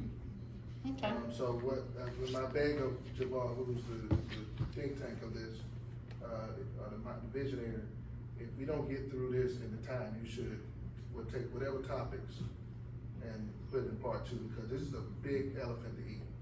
There's a lot of content to digest. All right. So the question is, how do you define community engagement? I would like to say that community engagement have a couple of main features. One, it has to have accountability. It has to have notice, so that people will be able to participate in the opportunity to engage. It has to have some democratic practice, so that people are all a part of it, and they are able to reach agreements after having heard the impact of what that decision might be. And that they're having a successful outcome of that engagement. So sometimes, we won't measure what that is, but the engagement needs to have a successful outcome, so that people can have a sense of this legitimate process. So a good example of that, at your community level, your neighborhood level, you want to have everyone hear about the meetings. You want them to have an opportunity to put something on the agenda and to know how to do that.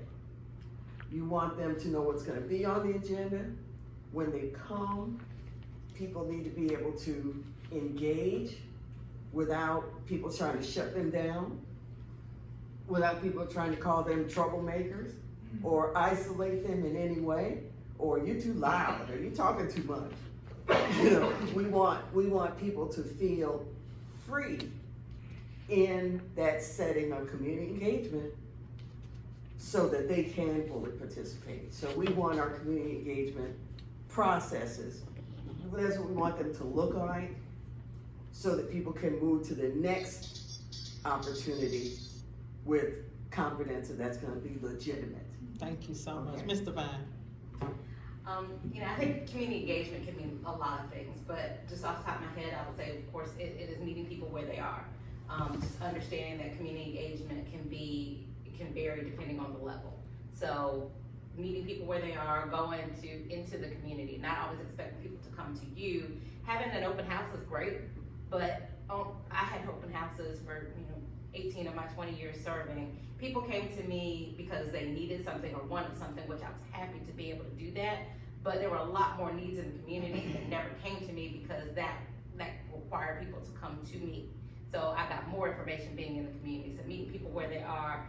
Also, I think community engagement, a key piece to that is making sure the community is informed.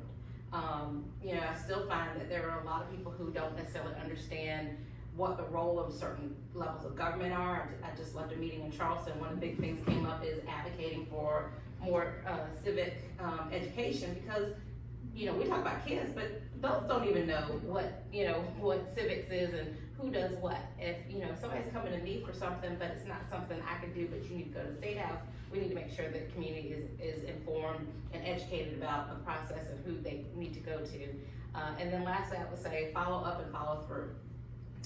So, you know, you can have meetings, but if there's no follow-up or follow-through, that's where you get people who are disengaged, or, you know, they lose confidence in the system. And so a big part of community engagement has to be follow-up and follow-through. If you have a meeting about crime, then what's next steps? If you have a meeting about education, what is next steps? And so people need to see the results of their participation on that community engagement to encourage them to stay engaged and stay informed. Thank you so much. Dr. Bishop. Now, I'm gonna follow up with her 2 F's, which is follow up and follow through, with fabrication and framework. Fabrication is not about the negative part, but we all are part of the fabric of our community. What that means by big words, the alchemy of belonging. What it literally means is knowing your role, knowing your position, knowing how you can influence. Furthermore, it means this: lead, follow, or get the hell out the way. When we look at everything we're talking about, everybody got to play their part. One of my community leaders, he calls me every now and then. This is the first word he says to me: play your part. Now, I'm his elected official. But he always tells me from the beginning of the conversation, play your part. Then he gives me my charge and tells me what the task and what my actions need to be. And you know what that means? I'm listening. A lot of times, you know what leaders do? They're talking. But how many leaders are just listening and doing what Tamika says? What'd you say? Follow up? No. And Follow what? up and follow And follow through. So when he comes and gives me the charge, yes sir, yes sir. I go, have the seat at the table. And you know what I do?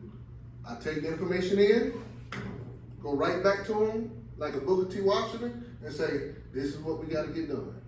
He comes, he supports, and therefore the teamwork makes the dream work. But in short, because I don't want to take a lot of time, lead, follow, I just get out of the way. Because we have to have some type of framework as a community. Thank you so much. Mr. Javon. You can't lead where you don't go. That's what the old preacher used to say. You can't lead where you don't go. And I take my faith with me because I'm not afraid and I'm going where I want to go. And that's just what it's going to be. Because I've got to be able to see what it is. And consistency is something that we lack across the board. All of this fabulous stuff and all of this wanting to be in the paper and all of this wanting to be on television and all of these different types of things, it doesn't impress the community. They just see you. One of the ways that we are training in AARP, are training older adults, is to learn how to use the different avenues in the digital sphere to be able to reach out to younger people. Everybody knows how to use their phone now. Miss Betty is 81. She knows how to use her phone real good. She knows how to make spreadsheets and grocery lists and all of that from her phone. I think COVID helped with that. It did. And so I'm teaching her how to be able to make polls and surveys and how to run Facebook ads and collect different data. And Miss Betty, she's real good at it. She's actually helping me tutor the other older adults. So it's all about diversifying our engagement. Mm-hmm. And I love that you all are in positions of leadership. All of us are leaders that are going, because I called Dr. Bishop at an ungodly time, you know, and he is open to listen. Same thing with Tamika and Miss Catherine. I appreciate when, as a community leader, I can call and edify you, and you don't know everything. How do you engage people when you already know everything? I can't tell you nothing. But you haven't been. When the last time you've been over here? Okay then. So the best way for us to reach out to people is meet them where they are. And I do that through technology. Technology is a great way for us to be budgetary. It's a great way for us to save time and money, because technology is designed to help you save more time and become more efficient. So if you say, oh, I can't engage people, yes, you can. You're not doing anything for the next 45 minutes. Do a Facebook poll. Get on, jump on. You went to the meeting. Girl, this is what I heard. You know, hey, bro, this was at the barbershop. We have to open up. Engage is the main thing, to engage. Thank you. I forgot to hit the clock. So, because we're limited in our time trying to close out, I want to go to the youth and young adult involvement. And so this will go to Ms. Devine. Mrs. Devine, what mechanism do you believe are in place for youth and young adults to participate in community development and resource access? And how are the voices of our youth and young adults at the table of visioning, planning, and implementation in Richland County? That's a great question. So going back to meeting people where they are, I think we've got to be in the spaces where our young people are. And I mentioned the meeting we had last week where the young man talked, and we were all in awe. And afterwards, he was talking about he was all in crypto and whatever. That's something I don't know a whole lot about, but he wants to teach me, and I'm like, okay, I want to. So I think part of that is figuring out, meeting them where they are, the spaces they are, and spend some time in the spaces where they are, and then be open to learn. And then that way, then we can utilize their talents to do things. So economic development and community development, they have lots of ideas. And they want to share them, and they want to be able to do it. And there's so many things. Jeff Hart talked about being more efficient. I'm gonna tell you, with a lot of the stuff, this TikTok and other stuff, I have young people who teach me these things. And so, okay, well, great. During the campaign, we had a TikTok about how do you know if you live in the city? If your recycle bin is blue or green. And that got like the most. That got very needed. Yes, but that got the most, but it was because it was an idea from a young person. So I think those are the things, and that's how we engage them, because that's the stuff where they're talented in it, but that's the stuff that keeps them engaged in it, and I think that's where we do that. Last thing is, the reason I have to leave is I'm doing a vision board for young people, for teenagers at 5 o'clock. And part of what we're talking about is what is your vision, but my first question is what is your vision for yourself, for your family, and for your community? And we're going to talk about that and then do vision boards based on what they want to see. And so I think things like that is like helping them be part of creating what is there. I mean, we need to know what are their thoughts, what is important engaging on them. It helps us with retention, but it also helps us stay connected. Thank you so much, Dr. Bishop. Necessity is the mother of all invention. That's how this phone game changed from a flip phone to your computer, to your bank account, to opening up your homes. It's a million things to do with this, right? And you know who knows it? These children. My goodness. I mean, listen, if you don't know how to figure this phone out, put it in their hand. That's right. They'll teach you more about this phone than you think you know. And, the Bible says, and a child shall lead them. This generation is different. I was in a board retreat for Richland School District 1 school board yesterday, and they gave us some second grade math problems. And followed up with the nerve to give us some third grade math problems. And this is what they told us to do. Now, my teacher didn't talk to me this way. You know what they said? Decompose 134. Did they tell you how to decompose the number? Base 10 math. Yeah. See, you, that shows that you in the latter part of the Bible than me. I'm in Genesis. I'm old. And so when we had to decompose the number, my friend Jamie Devine said, "You mean to break it down?" Right? So they're using different words, right? And so I said, if my second grade teacher walked in and saw this lesson, she'll be stumped. But these new teachers are teaching something called critical thinking. Mm-hmm. And you know what's happening in our community? When they used to tell us to go outside, what we did? We went outside. You know what the child say now to you when you tell them to go outside? Why? Critical thinking. So what are the mechanisms? We need to find ways to help expand their intellectual capacity, because when they got on these phones for the whole 3 years that we've been in that pandemic, they taught themselves. And so the brain drain is real, and they now have expanded a whole level of mentality that we may not understand. Put the phone down, start getting with them, especially during the summer. This is what I'm telling you. That's why I know it's a long way around. But produce some mechanisms during the summer, because you can't have the brain drain of the COVID on top of the drain brain of the summer months compiled. Because guess what? They're gonna fall through the cracks. Create mentorship programs, go out here and do lessons like Tamika said, which is vision boards, but do whatever. Our children need us like never before. Thank you so much, Dr. Bishop. Dr. Bishop has an engagement, which he told us of earlier, so he may be departing. So just want to let you all know that. If you have questions for him, please write them down, and we'll make sure we get them to him and get you all the response back to those. Sure. Javar? Well, for starters, stop talking about young people the way that you do. Anytime you tell somebody that they ain't never gonna be nothing, ain't gonna amount to nothing, your daddy wasn't nothing, what you just said, what, Dr. B, you know, okay, you have to remember children are a sponge. Okay, so when you hear the elders say, I'm nothing, Yep. I'm never gonna be nothing. Yep. So, and then you be surprised why they end up becoming who they are. You put that in them. And unless they have a strong mindset and the whole fervor of God, you need some real spirit behind you. I heard this as a kid growing up in the project, but you know what my escape was? The library. Because nobody wanted to be bothered with a kid like me, right?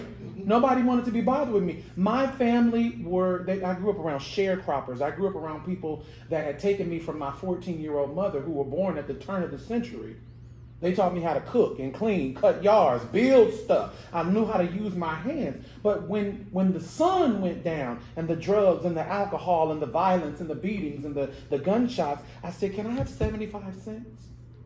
If you give me just 75 cents a day, I will leave you alone. You won't have to listen to my vocabulary. You won't have to listen to metaphysics and metacognitive. You won't have to listen to any of those things that you ain't paying attention to at church, because I went to Bible study. I went to Sunday school. I was listening as a child. I became invisible. And I knew that my escape was me reading and learning a different language that they did not understand as a means for me to escape to South Carolina, 2,900 miles away from my hometown, one of the most dangerous places in all of America. Stop talking to children like they don't know. And if you feel intimidated by the fact that the child is advanced, that is your responsibility, and it is not theirs to manage your comfort. Thank you all so much. Can you all celebrate with me our panelists? They've done a phenomenal job. Catherine. Oh, Miss Catherine, I'm so sorry, Miss Catherine. I'm so sorry. Please forgive me. Forgive me. Count it to my old age. Never hard, I promise you. Go ahead, I'm I just sorry. want to say that we have such wonderful examples of young people who are leading the way in activism. If you look at March for Our Lives, some of you may remember that, that's still ongoing. That was led and organized by high school students, who are still in the forefront of that. We have a lot of young people in Black Lives Matter. We saw that was a worldwide effort that is still going. Black Voters Matter has a lot of young people. Now we have the issue of women's rights and abortion care, and there are a lot of young women out there on front with that issue. And young men. Yeah, well, I don't see as many young men as I'd like to, but yeah, some of them are out there. They better know, because that's gonna some people are gonna get in a whole lot of trouble. But so we have a lot of young people at the forefront of climate change. We even had a young man to run against Clyburn this year. What was his name? Marcel.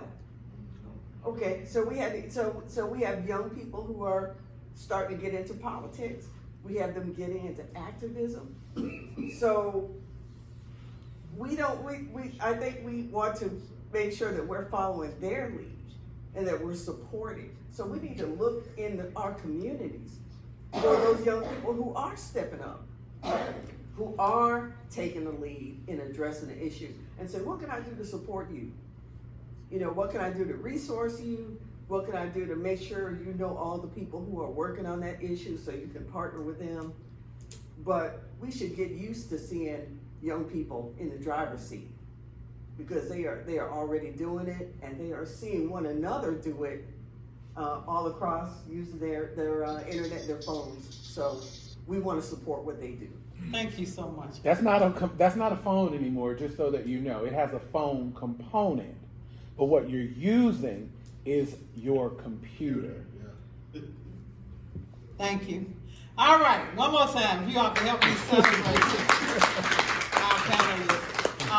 At this time, we're going to open it up for questions. I'm going to play Vanna White. Go grab that microphone and hand it to those in the audience that have a question. And please identify who you're aiming the question at and which topic. Poverty, crime, community engagement, or youth and young adults.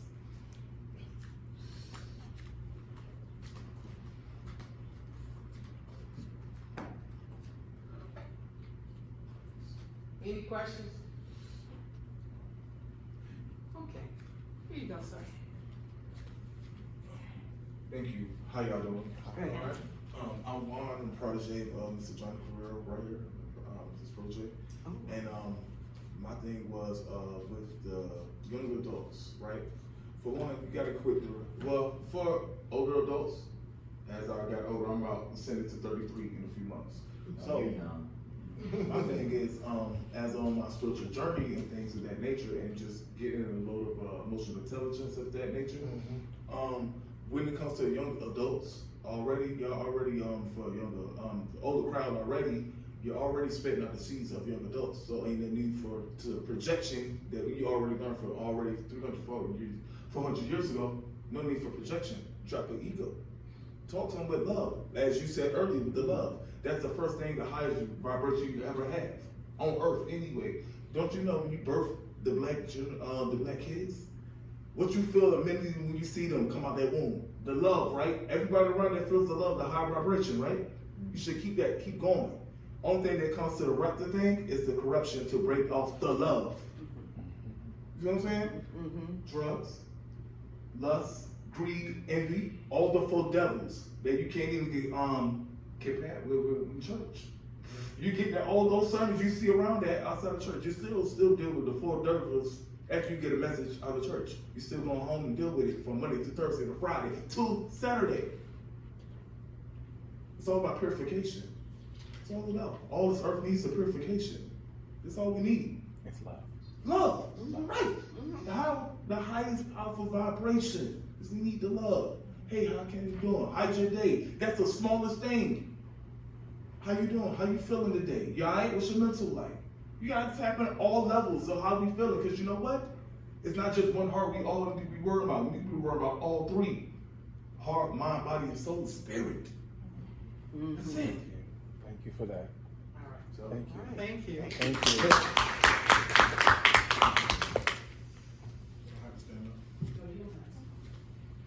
What we want to do about as far as we have a lot of energy out here, positive vibes, but I feel like people in high authority, there's some I feel like corruption kind of like going on.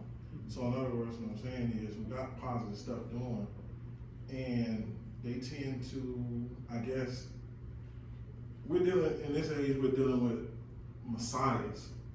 So instead of people doing like bad stuff and doing little sneaky stuff because we got organizations going on, I'm about to just join us. Because you know, you got the have and the have-nots. It seems like the haves are blocking the have-nots. And I'm in here, and I'm just talking to the guys right now in Ames. I'm like, bro, do you actually know what some of these people out here doing? They're taking money from you. If you really knew, y'all got these choppers and all that stuff, and you really knew what they was doing to you, you'd be mad and you probably put in work against them. I mean, our organization, we've been experiencing some. The church, everybody, it's enough love. We can set the foundation of other counties and other people in the nations to follow, but it's like the crab in the barrel. White supremacy ain't got to do nothing when they got their own people doing, our own people doing it for them. What's the name of your organization? I don't even want to. I feel like I don't even want to say, because you see my face, you pay attention to the news. It's just too much stuff going on, And I'm the one that's like outspoken to everybody else. I'm gonna tell you how it is. I don't care if you like me or not. Like family and friends, we gonna agree to disagree. But one thing I don't like is when you playing my people, when you playing these kids, when you playing the elders. Don't come around when you only want to vote. Show your face often. Nobody don't know you. They ain't gonna. Yeah. It's like, okay, you say vote, vote, vote. Okay, when I'm going to the polls, I'm like, who are these people? So it's like I'm closing my eyes and any money more, and I don't even know who I'm voting for. Yeah. You want us to vote, but you know, who is this? I don't know your policies. And to me, if I'm gonna run your background like the FBI. I'm gonna say what you about, who you, how consistent you are in the community. I'm asking about you. Do they show their faces, what they doing? See, we got this young generation. They ain't playing. They will expose you. Yeah. And we'll Well, you're put you too. 100% right, and that's what the young people that I talk to about voting. Yeah. That's what they say. We're looking. We're not just going for anything. But a lot of times, what's going on too? They holding their votes. You got some elders too, and they like, I'm who? And then when you showing, and it's like, and even in the Democratic Party, it's going all over the country. You got some young ones that's coming from the working class. This is what I tell people: you need people who are from the working class.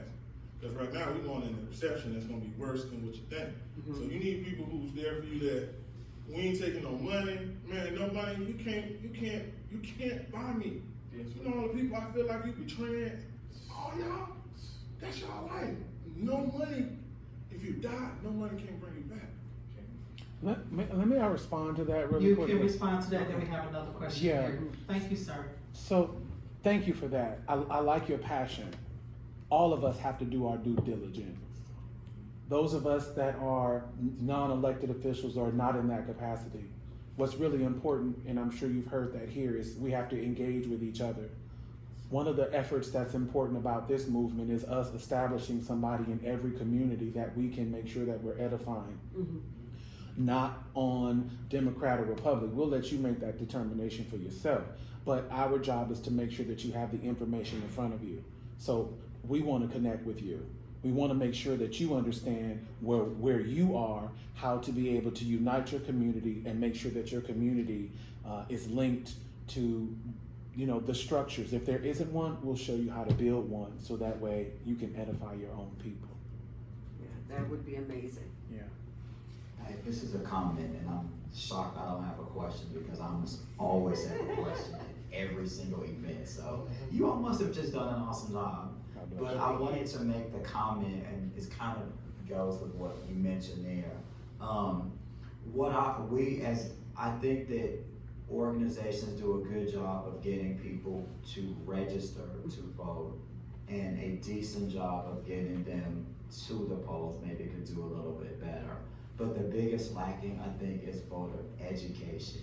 In other words, I took a seminar as a manager a few years ago, and the topic was talk to Jabbar about this a little bit. What's in it for me? And I think that that's what people need. We talked about getting bad people, like for lack of a better phrase, out of office and good ones in. But the biggest thing we need to do is connect to people. This is this office. This is what this office does. And these are the ways that this affects your life on a daily basis. Because I think that that's one of the biggest problems that we have. It's not so much that, from a political standpoint, to be a little political on the Democratic side, it's not so much that they're gonna vote on the other side. It's much more likely that they're not going to vote at all. Because people feel like, what does my vote count? It's not going to make a difference. Right. These people don't, so the old thing about, well, your ancestors died for the right to vote. For people that are like 50 and over, that might resonate. For under 50, it really does not resonate that well.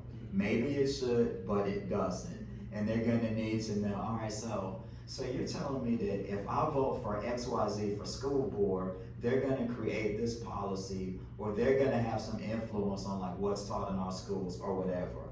You have to, I think we need to do a better job of connecting those things. And with that, I think people are going to be more likely to vote and to be involved in the process. and to get other people involved, because if you've got one person with the courage to say, I don't vote because I don't think it's a need to, it's 10 other people that feel the same way. Yeah. They may or may not say it to you because it's just a little bit of a stigma of saying either I'm not registered or I don't vote. But it's a lot of people that feel that way. So I think that we need to do a better job of really connecting the reasons for voting into people's everyday lives. And then, as was mentioned by many of you, to communicate that to others, to have forums to do so. And I think that that's really gonna help out our community. Well, I'm so glad to hear that there are questions about politics and civic engagement. That's so important. And also, it's important again to find people who have had a positive experience being engaged, where they have had the retail experience. They came to the meeting, they said we need this in our community, and it happened. And so they know that politics works. And so when you have people who can say, hey, this worked in my community, so I know it's not just about this politician or that one. It's about making sure that we're all able to get a successful outcome and the system is legitimate. Then those people are gonna be successful in reaching out to other people and saying, this is why you need to vote. You know, it's not just to participate. It's because you want a certain outcome. That's why you vote. You want things to change in Broad River. The WIFM. Yeah. You That's want the people to change. You want things to change in Broad River. You want things to change in terms of what you see at the grocery store and the gas pumps. You want those policies to change, and this is why you have to engage. So we have to have people who have experienced that, who come together and share with other people. This is why we need you to be involved this year and voting. Yeah, no, you're good. Well, no, I was just gonna say to Jonathan's point, I am the chair of the Political Action Committee for the NAACP, and so we are having 2 forums coming up in October for school board races. And so like even that, and Catherine mentioned that, you know, there are people, and I never vote straight party, but I know there are people who do, and no judgment there, but even if you vote straight party, there are certain races that are nonpartisan, and so you have to affirmatively vote. If you look at numbers, there's typically a fall off on, like, some people, you know, the top of the ticket, you know, people vote for that, and then when they get down to lower, either because of voter fatigue, like this gentleman said, they don't know know the people or whatever, they don't vote. Our school board races are probably some of the most critical races that we have, because we do see an attack on public education. We see lack of resources in our communities that are educating our kids. So we need to make sure we're aware. We are having 2 forums, one on October 13th, that will be at Lenore Ryan for Richland 1 at 6:30, and we have one on October 18th that will be virtual for Richland 2, because there's like 12 people running for Richland 2. But you know, I think it's important that we continue to make sure that people know who are on the ballot, because like this gentleman said, you know, it's hard because again, people are busy. There's a lot going on. We have to make sure that people understand who people are running, what they can do. There are a lot of folks, people don't realize that even I mentioned our school board races are some of the most critical, but even some of the things that people are expecting our school board members to do, that's not our school board members who can do it. It is our legislature. It is our Department of Education. And so, to Jonathan's point, we've got to do a better job at connecting what's in it for me. As a parent, I am very concerned about my children not being able to be edified, that they even get the time necessary for them to perform at their highest levels. And so when you talk about teacher shortage, yeah, there's only so much that the school district can do, but there's a lot that our state legislature can do as far as pay for teachers. We need to know those things. And so those are the conversations I think we need to have, and we need to say, okay, if you're, as a parent, you're concerned about the parent-teacher ratio, well, yes, you need to be involved and vote for your school board members, but you need to be at that state house as well, making sure as they're doing the budget and they've got all this surplus that they are paying our teachers what they need. And so those are the conversations that we really need to have. Right, and all the House seats are up for grabs this year. And your state superintendent of education is gonna be on the ballot this year as well. Looking into it. schouse.gov. And we have Right. a candidate for state education superintendent who doesn't believe in public education, so people need to, I mean, those are the kind of conversations we need to have. I mean, how do you run for an office and you're not qualified for it? So the website is scvotes.gov. scvotes.gov. Let me Yes, say- sir. Let me say this before I depart. I always tell people this is something I learned in college. Don't talk about it, be about it. It's been great for a conversation. Let's take some action. Here's your invitation to action. Yes, we do have a school board forum, but we also have a school board meeting this Tuesday. Right down there in Stevens Administration Building. Before you know the candidates, come know the issues. Because what you must understand in our community, they will put something in our community called manufactured crisis. They'll make you think it's an issue, it's really not an issue. And it's more, and guess what? Then it's not even an issue for the school board. You just said it. They'll say, the school board don't fix the streets. What? Stay in my lane.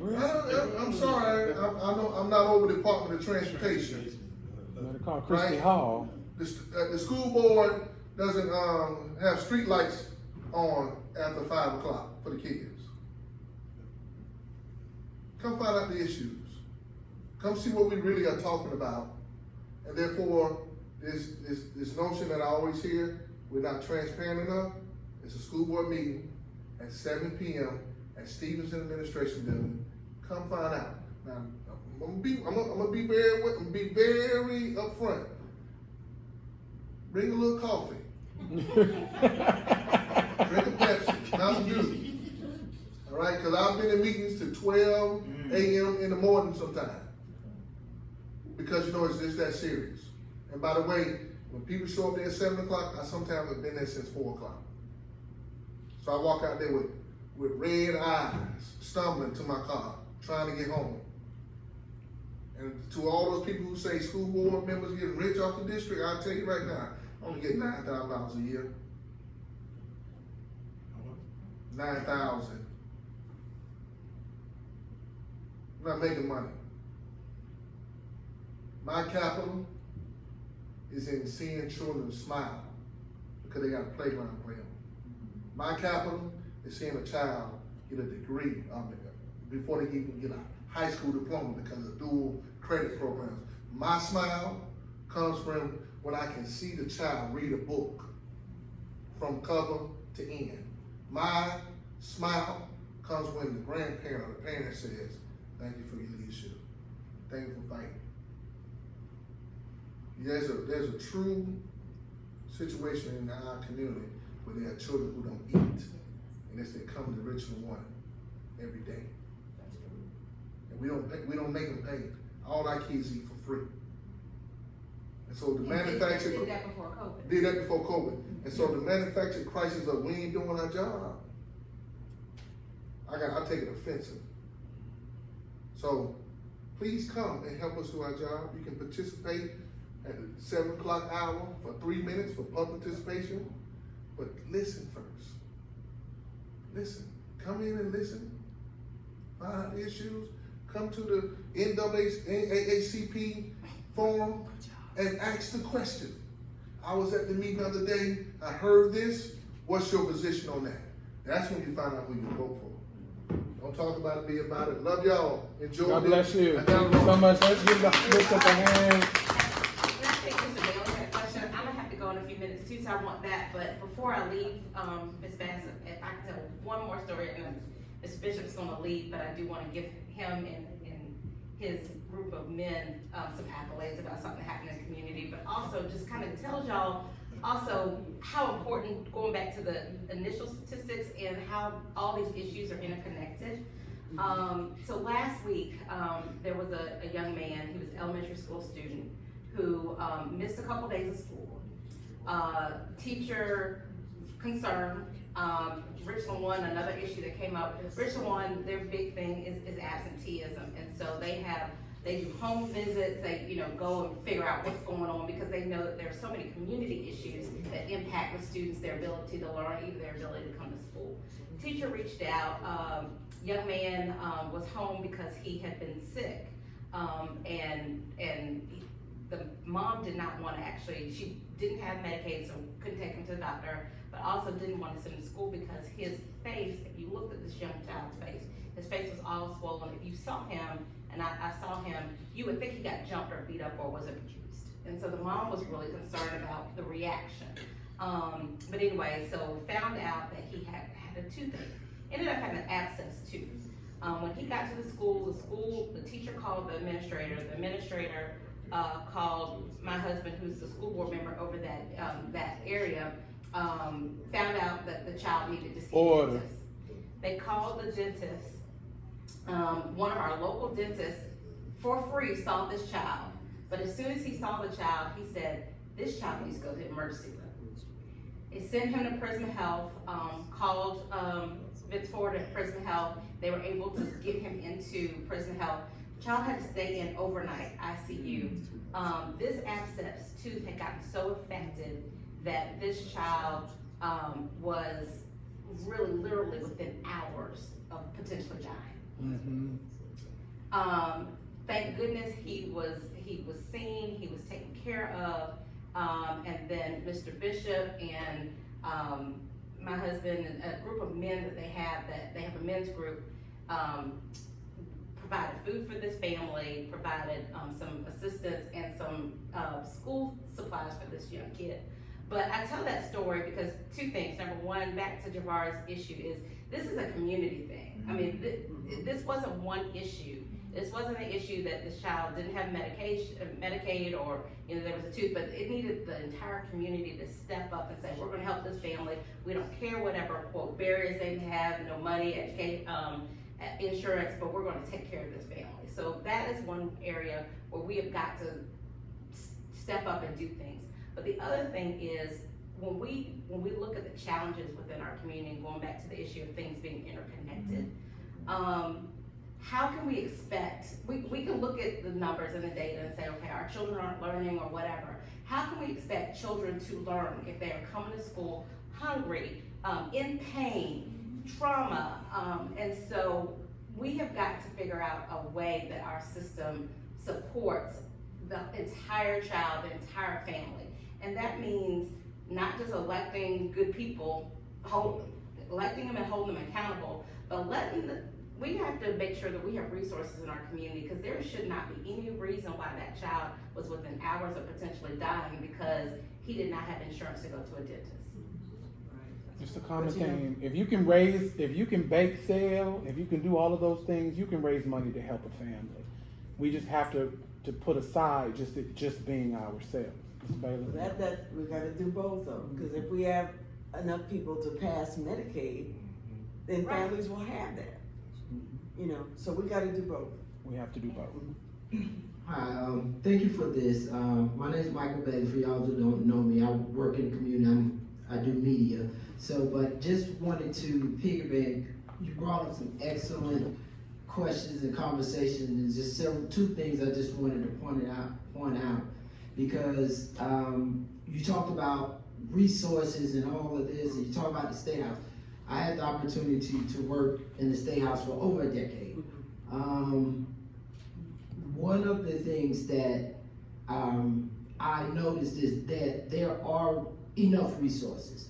The problem we have in being in media, I've been to a lot of these meetings, but there are multiple communities. And when you talk about resources, a lot of time we bring in all our allies. Everybody that think like us from our community and get things that, okay, we all, and we wonder why nothing happens when we leave, is because when we were at the State House, and it was very uncomfortable for the first 3 years that they were having different conversations that we weren't even having. And so we as a community, in order to get stuff done, we have to start also bringing in people that don't look like us, that don't think the way we think, don't have the same goals, because they are also the people who are deciding the resources. and what we're gonna have. And we have to realize that a lot of us may be Democrats, but in the State House, it's 81 to 34. Okay? That 81 controlling where those resources go. So for our communities to have something, we have to know some of them. We have to invite some of them, and we have to understand that, okay, well, they got a whole, they don't care what we care about. And it's a great example, and I won't get into it, but Javar had an issue in his community where there's a sound wall, and they wouldn't get no sound wall, and that's the end of it. Y'all gonna sit down. But Javar kept at it. The people who made the decision for that sound wall, okay, we gonna give that community that sound wall, don't look like us. They don't believe what we believe, and they ain't on our, and they will never come into the meeting. But understand, it's people that we as citizens is they tell you democracy is a participatory sport. You have to press, and when Javar pressed them, then they went to other people in the community that they knew who is this and what's going on. And the reason is because Javar organization was about business, and a lot of times one of the things I learned, we've got to have a conversation that they haven't. And they having a conversation about economics. And when Javar approached them with a question, with a concern, I'm coming at you from an economic standpoint, it was like, oh, well, what we did wrong. Because if it would have been, well, black people ain't doing this, and you better do that, and that, they wouldn't try to hear that. But when you started having that conversation with them, so we've got to make sure we all are having the same conversation that the people in power are having. And the other point I wanted to make is that would help with the community that I've seen throughout the years is support organizations. Whatever that support organization is that's supporting you, you have to support it and make sure it's working in your best interest. When I went into the State House, I hated lobbyists, special interests. I hate it, can't stand the lobbyists. I love lobbyists now because the special interests, they're going to stand up for their interests. The problem is in the black community, a lot of times we don't have people out there looking out for our best interests. And the support organization that supports us largely is the Democratic Party. And that organization has some problems in there. And what we see now, we haven't won an election in 16, 20 years, is all that when they lose, we suffer. And we have to hold them accountable. For the first time in years, when I go to vote, because I'm going to vote, both the top of the ticket is all going to be writing. And I've had several conversations with my friends that are saying, I just don't know where we at. You know what I'm saying? We have to start speaking for us. And 2 seats up for grabs, both at the top of the ticket. There's a large portion of our community saying we're not going with the candidates the Democratic Party gave us. We're writing in. And so we've got to get back, we the special interest. And so we've got to tell our community that we are special interest and we sticking up for our community. And don't be afraid to have a conversation with Republicans. They're not all evil, and you can have a conversation with them. And so just remember that. That's good stuff. Yeah. Thank you. All right, so it wouldn't be complete without a comment from Johnny. That's Thank you, sir. Thank you. Thank you. Let me get my oil. Just to let you know who I am. First of all, thank you for the job you've done, Javar. You know what we talked about it last night. First couple of things, back to the basics, and this is very important. I'm going to try to do it as slowly and as quickly as I possibly can to get the point across. First thing is that we fail to realize that plan must precede leadership. Let me do that again. Plan must precede leadership. There's a difference in leaders and leadership. Yeah.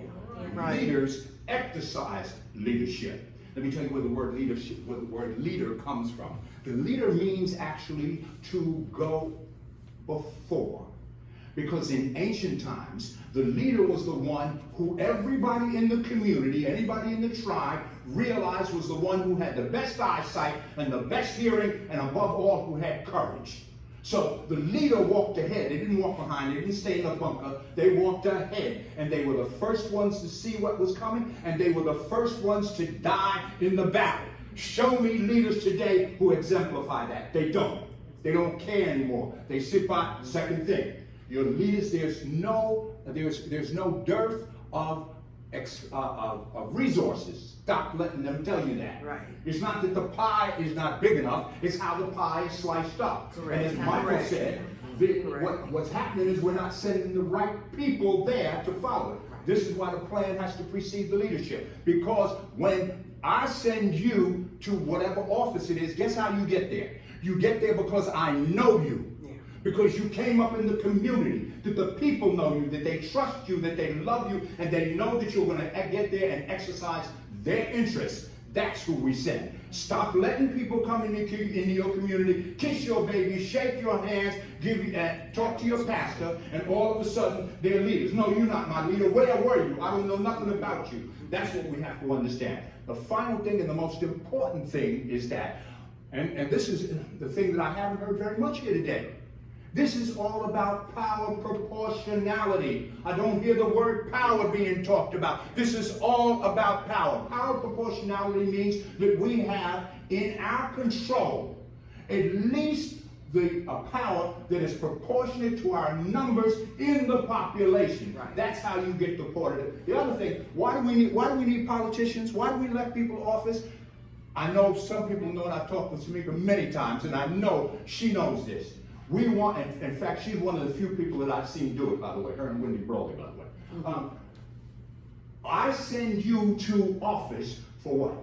One, I know you outnumbered, as Michael just gave you the numbers. I know you outnumbered. I know you ain't gonna change things one person. I know that. So why do I send you? I send you there so that you are our eyes and ears at what's going on in those meetings. We expect you to come back and report to us. But guess what? Because the plan precedes the leadership, when you go there, you've already got our plan in mind. We're secure that you're going to do it. And if you don't follow the plan, your, excuse the expression, is Sunday, your ass is out of there.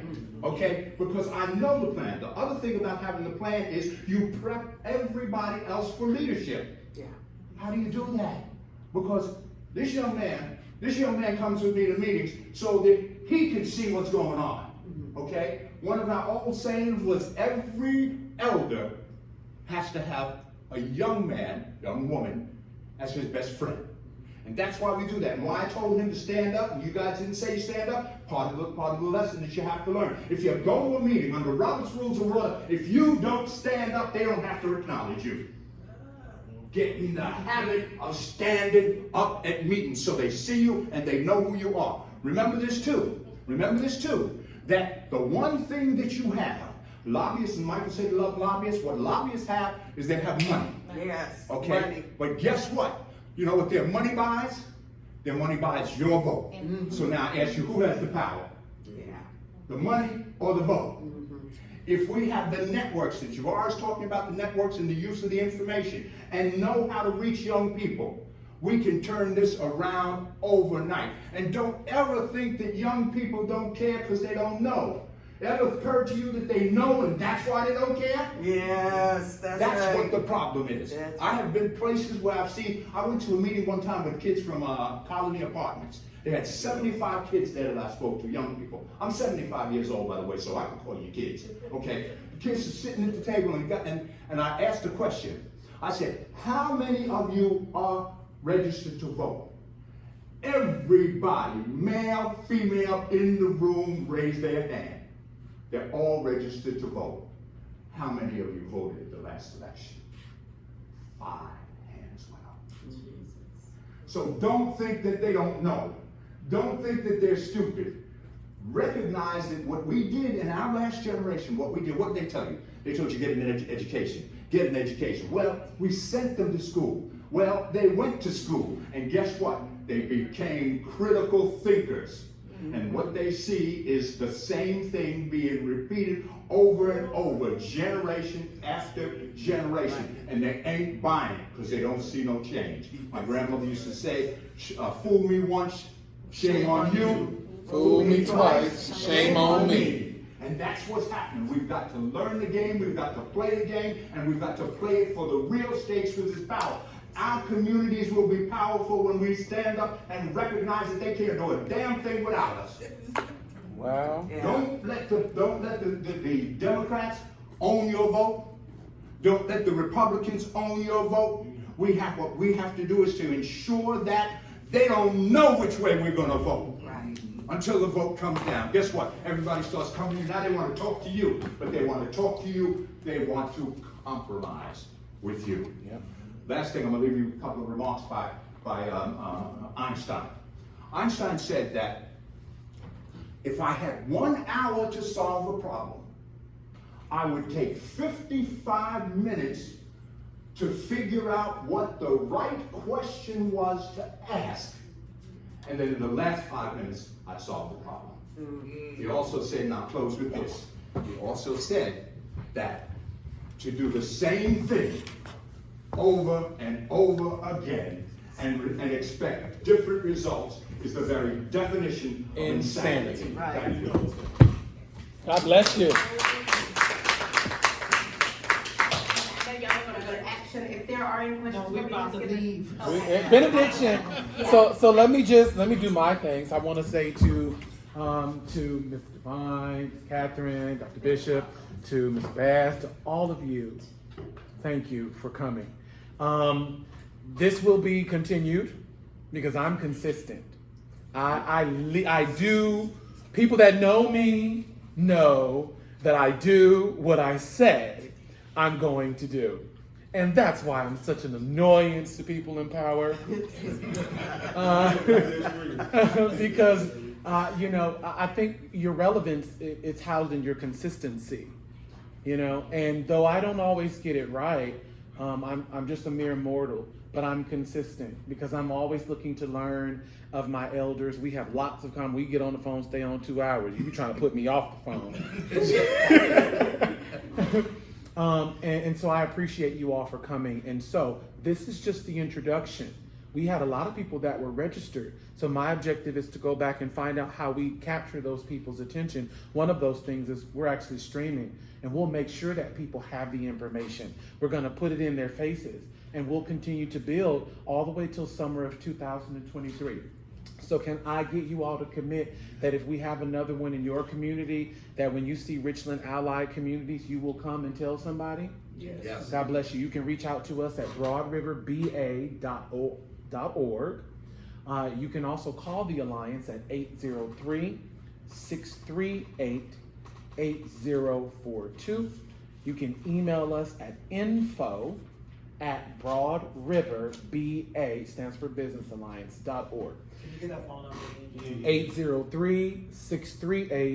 803-638-8042. It's Broad River because it encompasses the Dutch Square region. It's not just Broad River Road. It's the Broad River Dutch Fork, which is all of 29210. But we actually provide programs and services to people across the entire county. So we're not limited to just Broad River Road. It's just named that because that's the water we drink. And so we have to make sure that we're protecting our own livelihoods. And so we established the Broad River Business Alliance to help us do things like this. It's taken a lot of time, a lot of money, and a lot of effort to be able to get us here. So when you leave here today, I hope you've received something that has edified you. I know I have. I know I have. Yes. I've learned a lot from others.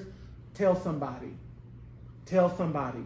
Let them know what they missed, where they can go and get the information, and to be ready for the next. It won't be an emergency town hall, but we are going to now work as allies. And we thank you all so much. May you give the benediction. Can we leave with a word of prayer? Would that be okay? That'll be fine. Okay.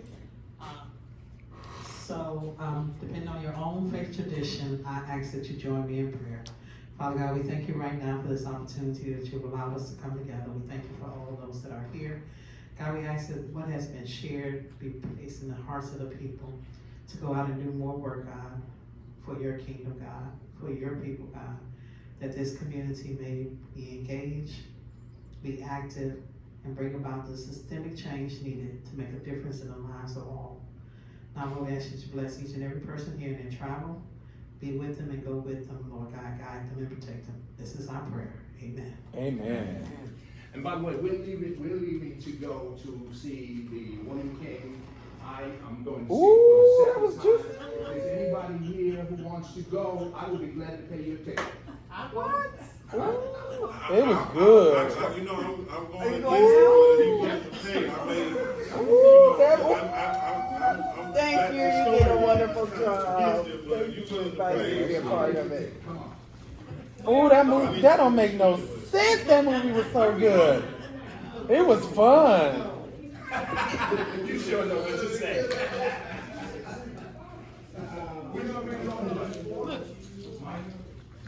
You like his shirt? Oh. It's just a lot going on, and, you know, I'm going to Going to the movies. It was, listen, last night, Well, I was my churches, we were gonna take our women. last night I was just, I don't know, it changed things. Thank you so much for coming. What's your name? Okay. Train law enforcement. And she was actually talking about the money that they actually get. I don't get any of that. So I still train law enforcement throughout the whole state. And I also work with the South Carolina Youth Challenge Academy. Okay, Youth Challenge. Yes. So you know Derek Pugh and... So he's not there anymore. Oh, I know, yeah. Yeah, so yeah, basically, I just wanted to give back to the kids. And I created programs for them as well, but Okay. you know, there is a lot going on. And so that's why my dissertation for my PhD was on the kids in our community, what do they need, how do they need it. And when I went to the schools, they turned me away.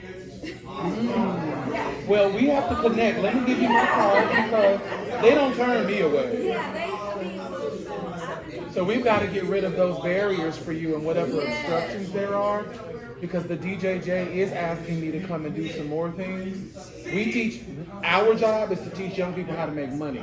They're not interested in hot dogs and basketball.